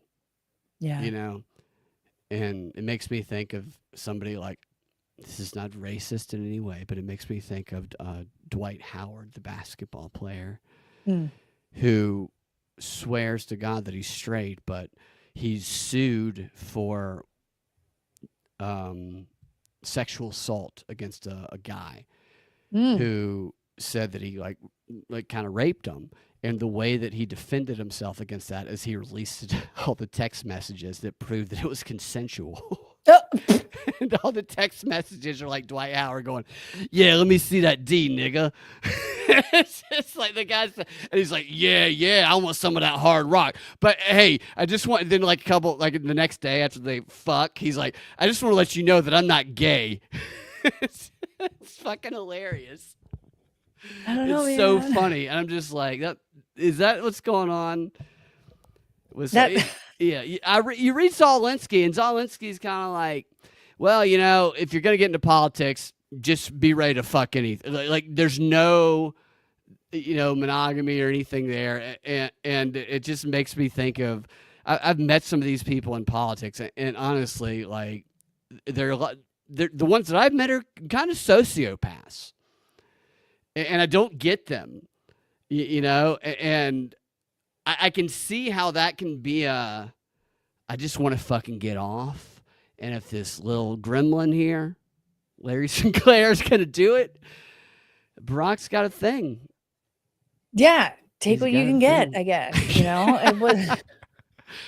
Oh my God. Yes. Did you see this? K-Max, Courtney? I'm already an hour late to my stream. I'm sorry, Courtney. I've kept you. I feel bad now because people are commenting in the streams. I'm like, I'm so sorry. No, it's okay. I rescheduled it. I had already, and I even linked it in the chat, letting them know, like, if they want to watch us, like, wrap up the show, Thank then you. they can come and watch. So, like, I apologize to everyone. I know that. no, it was my choice. I already warned everybody that it was going to be late, but well, K-Max, we were here to talk about Hitler, not Glenn Greenwald. But maybe we'll discuss that another time. I have not looked at that intentionally. I have not looked at it at all, thankfully. That's an interesting one to me. Not to, it's just there's this compromising stuff on everybody, but that's not compromising for him. It's like, yeah. It's when stuff like that is released, it's released to have oh my God, we can't believe so-and-so's getting boofed or whatever because he's got a wife and family. Not like that is like if somebody was like, hey, sit down for a minute, let's do a thought experiment. I want everybody to think about what what the fuck's his name? Glenn Greenwald does behind closed doors after 11 and a few glasses of wine. Just calmly think about what he might do. Everybody would think of exactly what the brief image of that photo that I've seen of him is. Nobody's like, oh, no, he's sitting there banging puss. Like, nobody's thinking like that. Well, because, like, wasn't he married to a dude who was, like 20 years younger than him? And they adopted little boys and stuff? Yeah, they adopted kids. And yeah, so it's like, well, yeah, I'm not surprised by it's that. another, like, to me, it's like one of these things that people do on X where they feign the victim. Maybe he didn't do it on purpose, but other people are like, I stand with Glenn Greenwald. I'm like, he doesn't give a shit. He probably does this to the fucking pride parade. He's probably fucking, it doesn't, who cares? I like, he does good reporting sometimes. Sometimes he's a little questionable, and like, maybe he's, I've always thought that, like, do what? They all are at this point. Like, it's hard to, shit. Yeah. Everybody just wants the big headline, and so they don't care.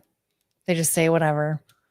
He probably wanted it out there. He probably wanted to like this guy. Do you follow Milo Yiannopoulos? Okay, get this. Yeah. He's saying some crazy shit about James Lindsay buying his stepdaughter's OnlyFans. James Lindsay bought his stepdaughter's OnlyFans? Yeah. Did he show a pic? How old is his stepdaughter? I don't know. I don't know all the details. He's not that old, is he? I don't think so, but I don't know. Milo's this group of fucking Timcast people. Okay. Mm-hmm. Milo is crazy. He's writing poetry about this shit. It's insane. Milo is gay. He's not gay. He's an ex-gay. He has been for 4 years. Gay. He was fixed. Yeah. And so he can speak on the gay side. He can speak on the Glenn. He's the foremost expert on this because he's a former Glenn Greenwald. And he's a former Glenn. Because he said this was mild. Like, wait to see. This is not any like. What can you release? What are you gonna release? If you're gonna release something to get Glenn Greenwald you're gonna release him having sex, like eating a girl out or some shit, like banging a chick. That's gonna be the compromising shit. Or doing like wild stuff like fecal play, or I don't know. How about the jizz on the nipple situation? Something weird. They're even normalizing the other dude's jizz on a nipple thing at this point with Diddy. Yeah, like I mean, just shocking. I know, right? I said that, and I was like, I guess that's not that weird. But then, like, I mean, it's not weird compared to like fecal play, but like something insane like that. So crazy. Where it's like, yeah, if he's like eating poop out of a diaper. How do you even get there? How do you get to that point? Then like that's gonna be insane and all right. Well, guess we'll try it. It's like that's crazy for anybody to do. But two gay people having sex, like gay people have sex too. Trust me. They do. It's disgusting, but they do. It's gross. It's really fucking disgusting. I have to specify it's not gross because it's gay sex. It's gross because it's guy sex. Okay. It's gross because it's because it's gay sex. Okay, to do gay sex. Okay. Yeah. Well, come on. I don't know what two chicks having gay sex is. I imagine Last of Us is all I imagine at television. I guess that's gay sex. It's like, oh my God, the zombies are coming. We better get to the barn and scissor. Is all that show is. Yeah. So that alien looking chick can be a dad. Looks so strange. I'm a father. It's just. And what's crazy is they make her the most unlikable character. It's like, so you want me to hate the lesbian is what you want. Yeah. You want me to hate the lesbian and her face. And the girl's kind of cute too. It's like that fucking lesbian that she's going to do that cute girl wrong. She is. Of course. She's going to go bang. I don't know who she's going to cheat on her with. He's like, oh, I love you, square face. I love your square face. Yeah, what a mess. Bitch, come fucking yell at me, square face bitch. I just hate that show so bad. Square face bitch. Who plays that game too? I worry the next GTA is going to be like you have to be a lesbian. I think that's why they delayed it. I think they're like we're too woke and we see that things are changing. We gotta throw a few fags and retards in. I mean, it's a smart move. They're trying to just keep up with the times. You should get to play as a Down syndrome person. I would love that. I would feel represented. I would also. my friend, I don't know if he's listening. He might be. I'm not going to use his name, but he was telling me that his lady friend, they work at the same place, which I was like, that's a really good idea. You guys that's great. Yeah. You guys sitting? Oh, that's great. You guys should also sit next to each other. It's perfect. And he said that she was telling him, because he just started working there, and she was like, this is a progressive place. And she said, you need to turn your iMessages, the notifications off, because he has it where it shows up. I was like, you have it where it shows up all the way? What are you doing? And then I said, wait a minute. Every message I send you shows up on screen and she sees it? And he's like, yeah. I was like, she's reading all of the messages that I send you? Uh-oh. And he's like, yeah. And she told me that that if they see all those retarded videos you send me, that I'm going to get fired. I sent him a video of like a bunch of people Down syndrome going, retard. It was hilarious. That's adorable. And that's what I said. I said, she doesn't want to support them. She's anti retard.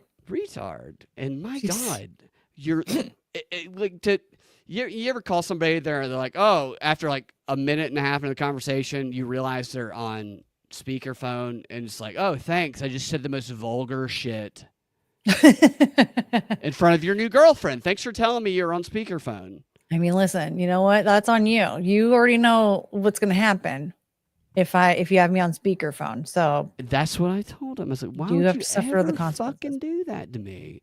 But he's like, every text you send me, and I'm like, I can't text you ever again, dude. It's over. Yeah, sorry about it. It's all over. I mean, yeah. That's just no, very retarded move to let that be out in the open, knowing that you have somebody by you apparently all the time who's gonna be looking over and looking at that. Judging, I go to your house and now I know that she's read everything that I've sent you. I would just ask her for her number and be like, you know what? I'm just gonna start texting it to you now. Okay, you get the retard videos. Absolutely. I'm not. Well, I got to start like texting you like, oh, like gay shit. Like, oh, I wish Barack came back. I wish Kamala would have won. Is that because his girlfriend is progressive? Oh. And I send things that are very offensive to that. Yeah. And he's like, well, I don't care. And I'm like, but I care. If I come to your fucking house. Well, if I'm sending this to you, I don't want you showing it to anyone, not even your wife. I don't want her seeing my dick pics, dude. I mean, especially that. It's just a little. There's people that I didn't know this. I didn't know that people like. I have friends of mine who told me, yeah, my girlfriend always looks at all of my messages and stuff. I'm like, what, really? That's not weird. that you're hiding anything, but like, I feel violated because I would talk differently, you know? Well, yeah. Well, because like to me, like looking through like anybody's phone, it's not necessarily like their privacy being taken away, but it's like the privacy of the other people that are communicating with them. Like, yeah, it's one thing if you think that your partner's cheating on you and you want to get like some type of evidence, but at the same time, like. If you don't have any reason to believe that you need to look at their phone, like I don't want to look at the text messages between you and your friends because I know that you guys are going to be sending a bunch of really fucked up things that are going to it's going to change my perspective on you. Really, like you're just willingly accepting this in your inbox. My God, I can't be with you. Absolutely, like I don't want that. Yeah, we see it as a private locker room talk is what it is for guys and girls. And it's like I feel like there should be a little bit of disclosure. Who's reading your text messages that people, I'm sending if you're in relationships, don't be just randomly showing text messages from your friends to your partners because that's just come on. That's not fair. That's not fair. One of my friend's girlfriends told me I was a bad influence because I spread fake news. I was like, wait, what? Start from the beginning. How? And he's like, oh, she reads the text messages of the stories I send you. I was very disappointed in him. I said, you know what? You go ahead. This is over. Well, I'm not texting you anymore. Don't even. My God. It's a little crazy to me. Because I never even think that way. Like, I don't ever want to read somebody's text message. I know people have their own private shit. Yeah, I don't want to read your text messages. I'm afraid. Like,